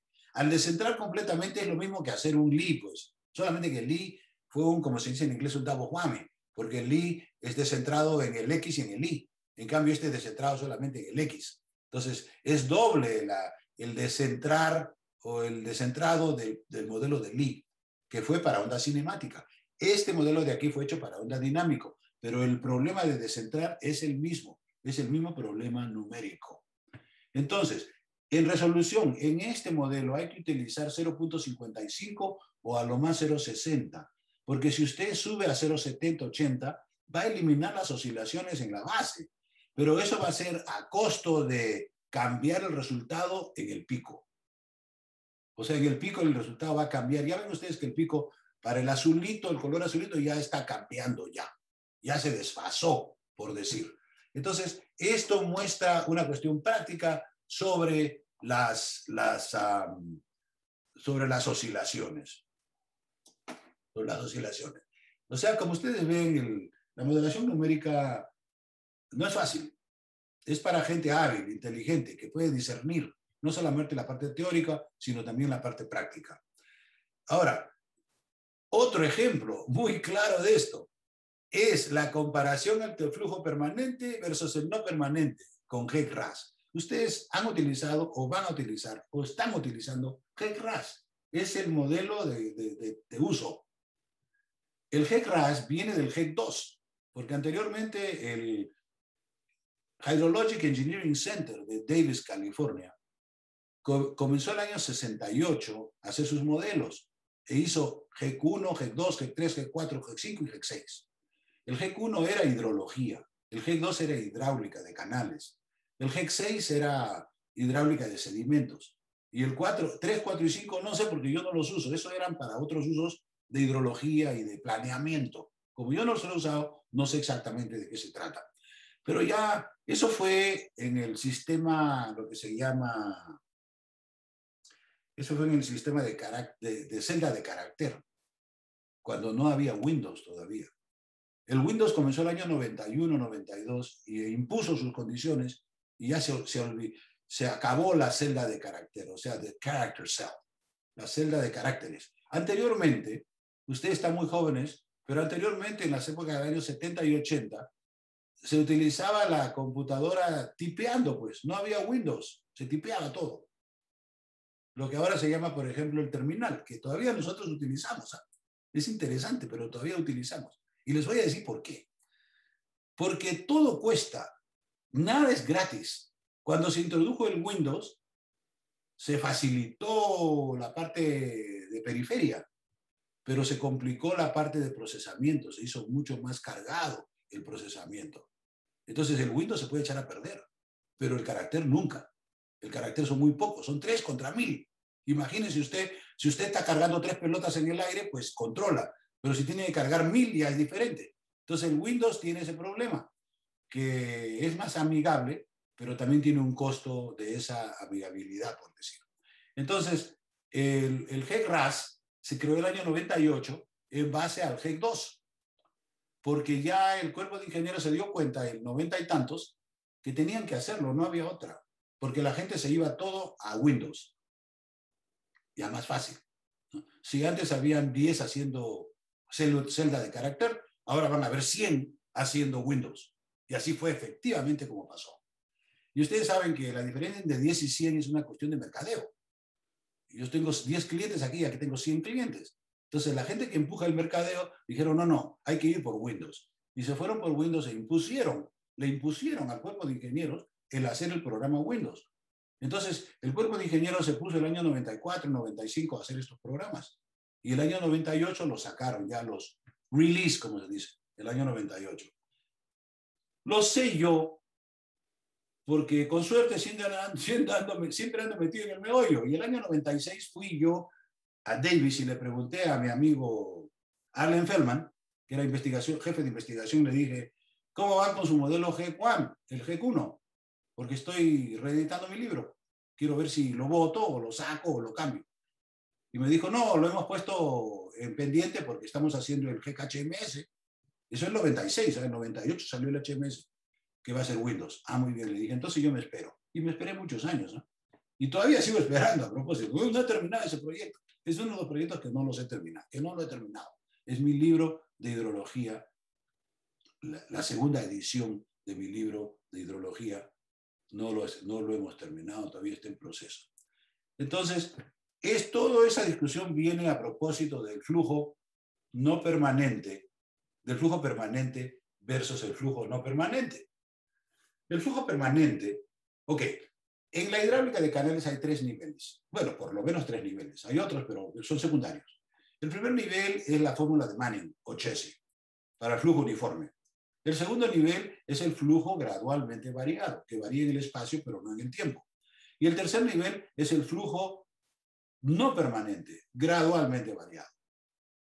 Ese es el flujo del GEC-RAS actual. Perdón, voy a reiterar lo que dije. Hay un flujo permanente, que es el flujo del GEC-RAS antiguo, perdón, el GEC 1, no, el GEC 2. El GEC 2 era flujo no permanente. Cuando hicieron el GEC-RAS, cambiaron el flujo permanente, perdón, dije no permanente, pero es permanente. Cambiaron el flujo permanente a Windows, el año 98. Entonces voy a repetir aquí lo que dice. El modelo GEC-RAS del Cuerpo de Ingenieros, versión 4, es una versión antigua, porque ahora están en 5, tiene 3 componentes o partes. Esto sí es correcto, porque la 5 ya tiene 5 componentes. Le han aumentado, pues. El año 98 ellos hicieron el flujo permanente, o sea, pusieron en Windows lo que tenían en Character Cell. El Character Cell está orientado para tarjetas. Ustedes son muy jóvenes para recordar o haber visto una tarjeta de computación. Así anteriormente se usaba tarjetas, pues, cards en inglés, ¿no? El flujo permanente. Luego, el flujo no permanente lo introdujeron en el año 2002 o 2003. Luego, el flujo del hecho móvil en el año 2007 o 2008. Después, cada 5 años sacan algo nuevo. Luego sacaron el flujo en 2 dimensiones, que ahora está muy práctico. Y luego han sacado la calidad del agua, creo, el quinto componente del flujo del modelo GEC-RAS. Y quién sabe si eventualmente lleguen al de 3 dimensiones. Todavía creo que están en eso. Los europeos ya están en 3 dimensiones ya, pero los americanos, tengo entendido, puede estar errado en esto, están en ese trabajo para sacar la componente número 6 del GEC-RAS. Bueno, vamos a ver a la práctica. Todo el mundo utiliza el flujo permanente. Todo el mundo. Nosotros lo enseñamos en clase en el antegrado. El flujo no permanente, no todo el mundo lo utiliza, muy pocos. Yo diría que 1, 2, 3, 5% nomás de los que saben hacer el GEC-RAS utilizan el flujo no permanente. Y lo mismo decimos del flujo del hecho móvil, que ya es más complicado. Eso ya viene a ser casi grado, o sea, estudios de grado. Hay que ser especialista en sedimentos para hacer ese tipo de cálculo. Y hay muy pocos especialistas en sedimentos. Mayormente porque el trabajo no es mucho, pues tiene que haber una proporcionalidad entre la gente disponible para trabajar y el trabajo que haya. Si no, pues no tienen trabajo. Y eso no puede ser. La componente de flujo permanente utiliza el método estándar para la solución del flujo permanente gradualmente variado, que está en Chow, que está en mi libro. La componente del flujo no permanente utiliza una solución numérica de las ecuaciones que gobiernan el flujo no permanente. O sea, esa es la ecuación de Priceman o variaciones que hayan habido. No solamente Priceman, hay otras. Y les digo que, por ejemplo, el GEC-RAS no utiliza Priceman, utilizan otros métodos. Hay varias maneras de, como se dice en inglés, skin the cat, ¿no? O sea, cortar al gato, hay varias maneras. La componente del hecho móvil utiliza la ecuación de continuidad de sedimento, la famosa ecuación de Exner, y una de las varias posibles ecuaciones de transporte. Ya ustedes saben muy bien que hay como 50 ecuaciones de transportes, de las cuales 4 o 5 son las más favoritas, con el fin de calcular la gradación, la sedimentación y degradación.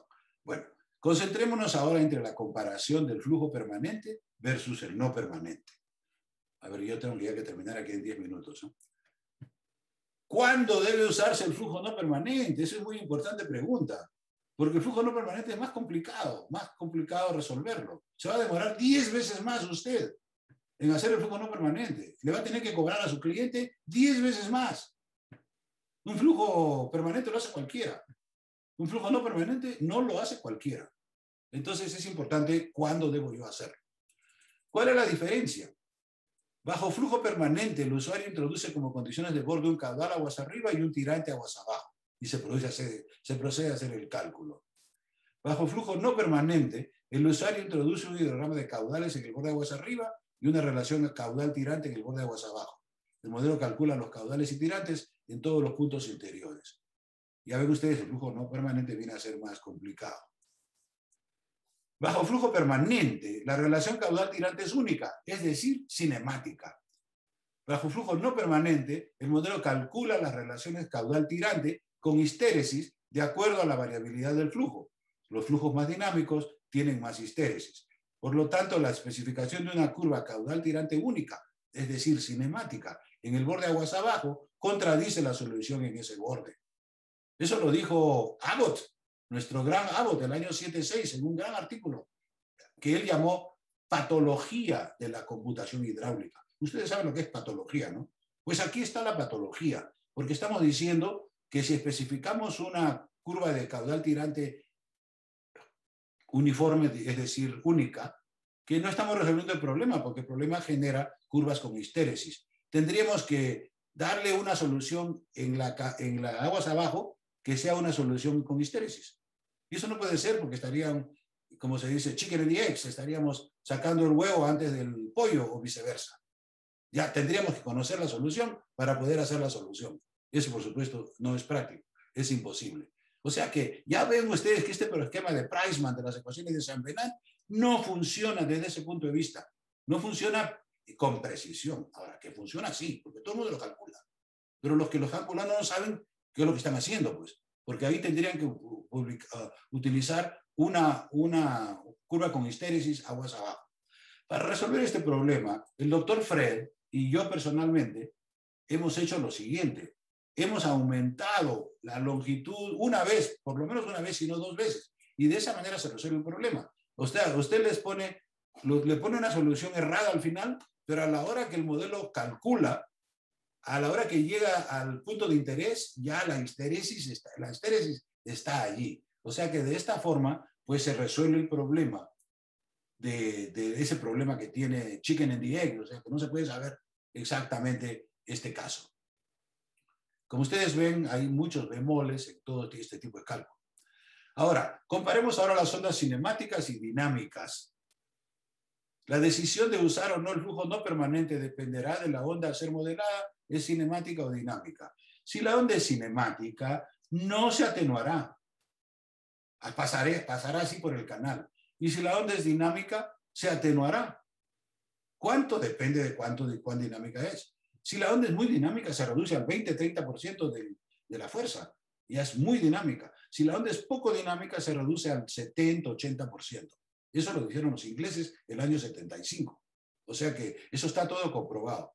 Entonces, la pregunta es, ¿para qué usar el flujo permanente? Perdón, el flujo no permanente. ¿Para el diseño de canales? No, porque el diseño de canales se hace generalmente en canales pequeños. Nadie hizo un canal de todo el río Nilo, muy largo, mucha plata. Se hace generalmente un canal 1 kilómetro, 2 kilómetros, poquito a poquito. Se hacen los canales. Y en ese poco canal poco largo, habría que escoger si usted va a diseñar con onda dinámica o con onda cinemática. Y la respuesta es obvia, tiene que ser onda cinemática. Porque usted no sabe qué tipo de onda va a pasar. Está poniéndose en diseño. El diseño se pone en la peor condición para el diseño. Entonces aquí decimos nosotros, en proyectos hidráulicos típicos, los cuales son de distancias o longitudes limitadas, es preferible asumir la onda cinemática, la cual mantiene constante el caudal, en vez de su contraparte, la cual atenúa el caudal. El uso de la onda cinemática asegura que el canal bajo diseño contendrá todas las ondas, tanto cinemáticas como dinámicas. Visto bajo esa óptica, el uso del flujo no permanente para el cálculo de tirantes y elevaciones en canales no parece ser necesario. Este artículo lo pusimos en un video y tiene bastante tráfico en línea, porque el cuerpo de ingenieros lo colgó en su página. O sea, les gustó este artículo, porque está claro, pues. Ya no, eso no es con bemoles, no. Estamos hablando claramente de cómo son las cosas. Ahora sí pasamos, tenemos solamente 15 minutos. Nos hemos extendido un poco, pero sí vamos a tener tiempo, porque este último capítulo está relativamente corto en tiempo. Vamos a hablar de cálculos hidráulicos e hidrológicos. Primero la filosofía. ¿Por qué hacerlo? Yo lo hago para mí, pero no tengo ningún problema en compartirlo. Así es el web. Usted hace para usted y luego lo comparte. El YouTube es una prueba de eso. Claro, el YouTube es monetario. La gente que son dueños del YouTube, no los dueños, el Google, por ejemplo. Todo el mundo quiere desarrollar videos porque va a haber tráfico, depende de si el video es bueno, y el tráfico se va a vender, como se dice, advertisement, o sea, avisos, y ahí va a ganar el Google, pues. El Google gana tanto que al final le regresa una parte de esa ganancia al desarrollador del video. Pero tengo entendido que tiene que ser muy alto el tráfico para que a ti te regrese algún dinero. Por eso hay los famosos YouTubers, que son los que ganan dinero de YouTube. Yo tengo un montón de videos y todavía no he recibido un solo centavo. ¿Por qué? Porque mi problema es técnico. Quiere decir, o mi trabajo es técnico, quiere decir que es poco el tráfico relativo, pues. No estamos cantando, no estamos mostrando cosas que a la gente le gusta ver, y entonces ahí está el problema, ¿no? Además, no estamos aquí por el dinero, pero hemos hecho a través de 15 años este trabajo de desarrollo, porque lo hacemos para nosotros, pero no tenemos problema en compartirlo. Hace 10 años comenzamos las traducciones, tenemos traducciones en español y en portugués, porque es muy fácil hacer una traducción, porque el modelo no se cambia, solamente se cambia la periferia que habla del idioma. O sea que yo me puedo demorar 10 horas en hacer un proyecto de modelo, o sea, de hoja de cálculo, pero a la hora de hacer la traducción es una hora nomás, es menos, muchísimo menos, ¿no?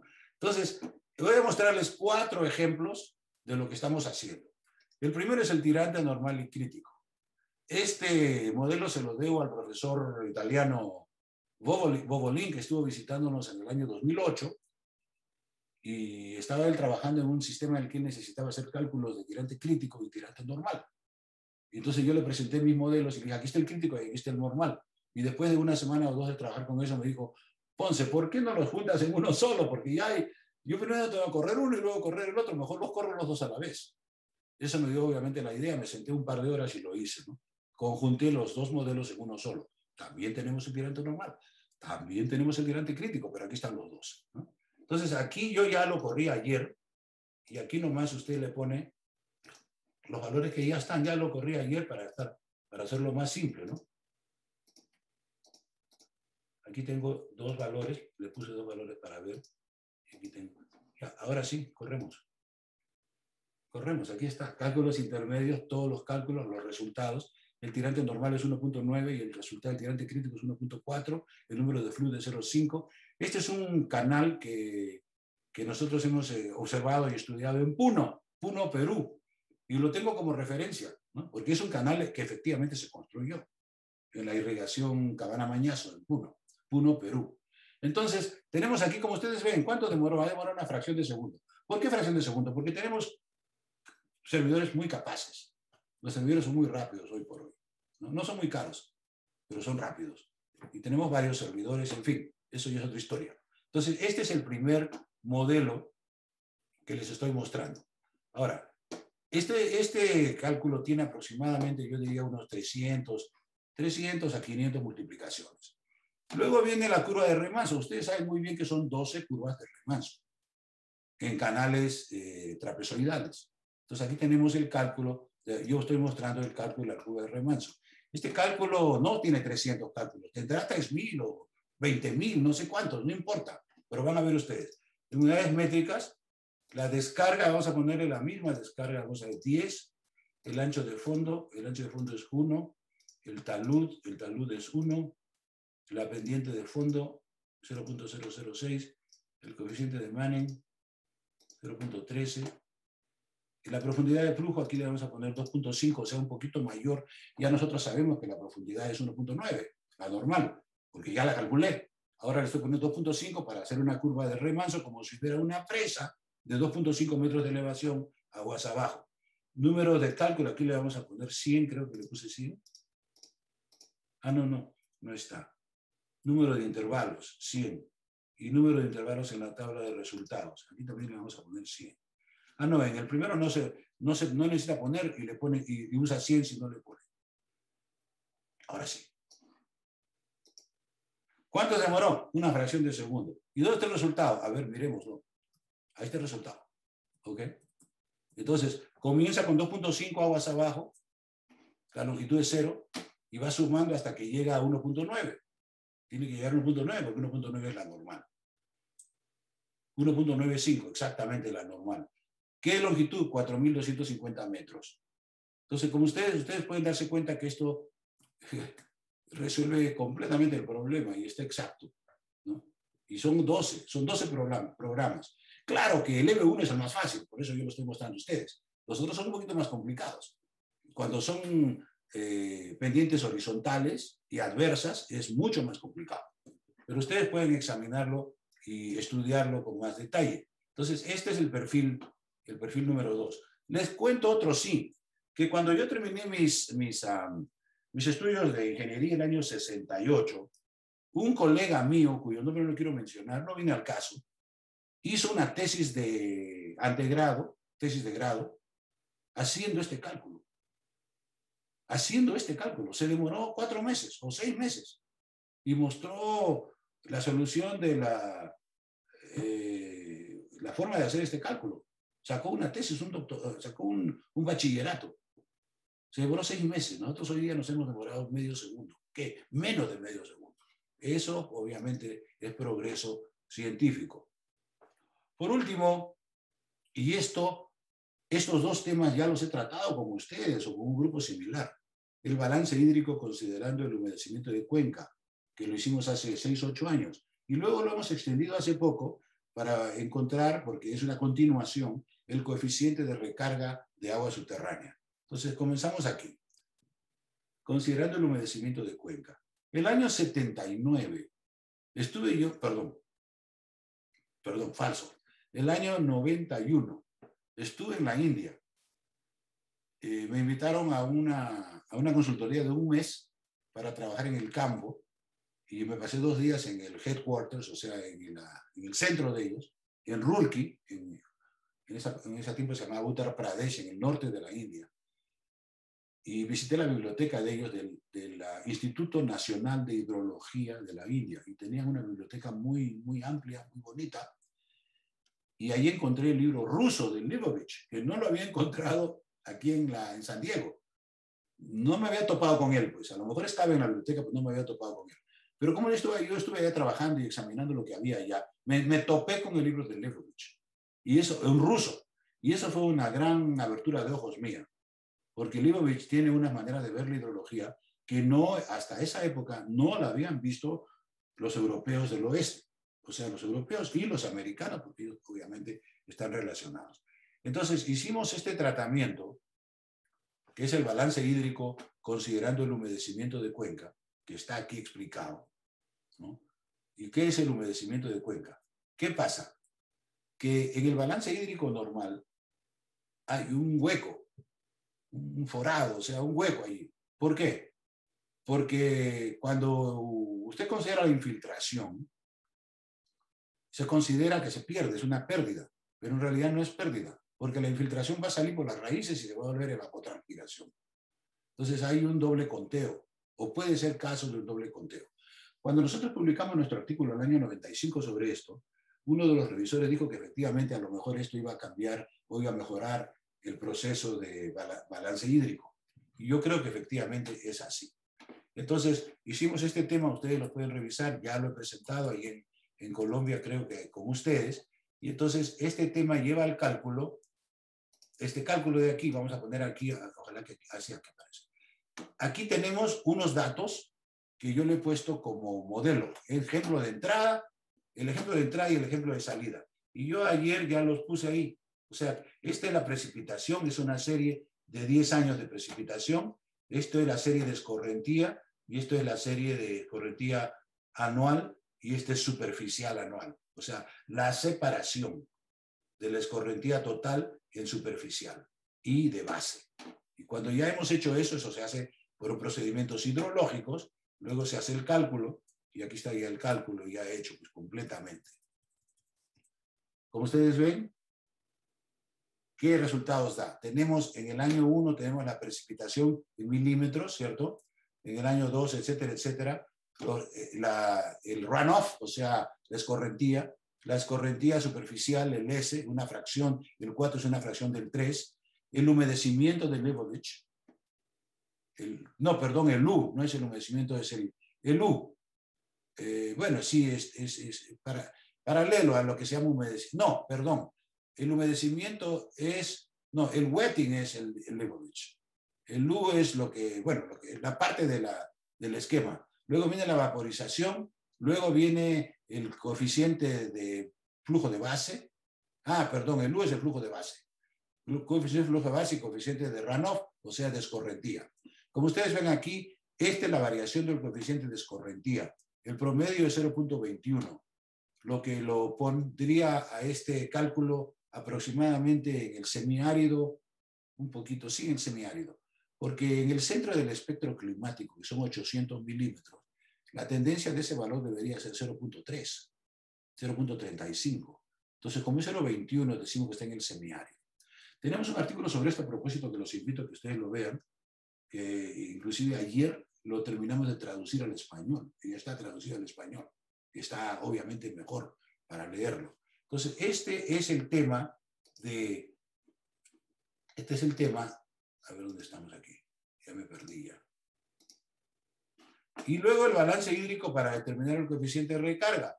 Esto no lo tenemos escrito en paper, pero tenemos aquí un artículo que hicimos con Jana da Silva en el 2018, que yo lo llamé ¿cuánta agua puede ser bombeada de un acuífero sin que este deje de ser sostenible? Este es un tema muy, muy importante porque las sociedades a nivel mundial están bombeando todos los acuíferos de manera extrema o exagerada y se va a acabar el agua. No sé cuánto tiempo, pero se va a acabar el agua. Porque ustedes saben muy bien que el agua superficial se recicla en promedio a nivel global en 11 días. Y el agua subterránea se recicla en promedio a nivel global en 1500 años. Nadie se va a sentar a esperar que el agua subterránea se recicle. Entonces, hay que usarla con mucho cuidado. Aparte del hecho de que el agua subterránea es agua superficial, es parte del agua superficial y viceversa. O sea que no son compartimientos separados. Entonces, nosotros hemos hecho este cálculo con el fin de determinar, a ver, vamos a ver aquí, ya voy a terminar en 5 minutos, con el fin de determinar el mismo datos, solamente que ahora le hemos aumentado dos coeficientes más, que está todo en ese artículo a propósito. Y ahora sí tenemos el K sub G, que es el coeficiente de recarga. Promedio, 21% de runoff, recarga 0, o sea, 9%. En base a este cálculo, se establece de que 9% de recarga encima, lo cual multiplicado por el área de la cuenca, cualquiera que sea, la que vas a tomar, porque es muy interesante esto de que usted si va a considerar el área, la lluvia es de todos, pero el área es de algunos. Esta es mi propiedad, esa es tu propiedad. Entonces, para determinar esto correctamente, habría que ver la cuenca, multiplicar por el área de la cuenca, y luego que venga alguien, generalmente un estatal, un organismo estatal, que determine el aporcionamiento de toda esa agua a los diferentes usuarios. Y eso tendrá que hacerse eventualmente. Yo tengo entendido que en muchos países ya se hace, generalmente, ya se hace. Hay una diferencia entre los países anglosajones y los países latinos. Los países latinos tienen como fundamento la ley romana, que dice que el agua es del Estado. En los países anglosajones tienen como fundamento la ley inglesa, que dice que el agua es de su propietario. Es totalmente diferente y lleva a situaciones completamente diferentes. Con eso termino. Ya me pasé un poquito el tiempo, pero si hubiera alguna pregunta, encantado de responder. A ver, Darwin. Señor, muchísimas gracias, profesor Ponce. Sí. Muy interesante poder disfrutar de todo ese conocimiento, esa experiencia y de las herramientas que nos ha mostrado y que tiene a disposición para toda la comunidad ingenieril y toda la comunidad académica. Pues te interrumpo. Me complace que digas eso. Yo he dado muchas charlas, pero ninguna es la primera que está calificada por ti correctamente, creo, con la palabra disfrutar. Señor. Sí. Muy bien. Sí, sí, que yo soy un apasionado de compartir con usted todos estos conocimientos, además todas las anécdotas que cuando hablamos Exactamente. cuenta. Eso me Yo gusta. también agradezco la invitación y la oportunidad de presentar nuestras ideas. Ustedes saben muy bien que el profesor Ponce ya está semi-retirado y en un par de años cuelgo los guantes. Y espero que estas ideas, pues, digamos que ustedes las tomen como suyas y continúen trabajando en estas ideas que estamos aquí, que hemos hablado aquí. Es una muestra de, obviamente, lo que hemos hecho, pero es una muestra singular porque es lo que más caracteriza mi trabajo, pues, estas presentaciones que he hecho hoy día. Eso es lo más básico, lo que hicimos al principio. Después, obviamente, hemos hecho otros trabajos en agua subterránea, etcétera, pero ya eso es otra cosa, pues. Como ustedes saben, la hidrología y el agua es muy amplia. Ahora la llamamos ingeniería del agua, porque ya nos parece, hasta hablé ayer con Darwin, y lamento decirlo, pero ya el término recursos hídricos ya es un término antiguo, porque ahora el agua, si se utiliza como recurso, quiere decir que está en contraposición a la parte ambiental, porque la parte ambiental es para conservar, hay que conservar la parte ambiental, o en todo caso manejarla y manejarla con conocimiento. En cambio, si se utiliza como recurso, bueno, vamos a usar el agua, vamos a utilizar todo el agua. Ustedes saben muy bien que no se puede utilizar todo el agua que está allí por muchos motivos, muchísimos motivos. Hay que dejar una cierta agua para los peces, etcétera, para las plantas, para que se lave la salinidad. Ese tema no lo conoce muy bien la gente. La salinidad tiene que llegar al mar. Si nosotros tomamos todo el agua, la salinidad se queda en la tierra y continuamos a hacer más salida en la tierra. Bueno, ese es otro tema. Muchas gracias, Darwin. Muy bien. Muchas gracias. Hasta pronto. Estamos en contacto. Bueno, sí, señor, que esté muy bien. Gracias.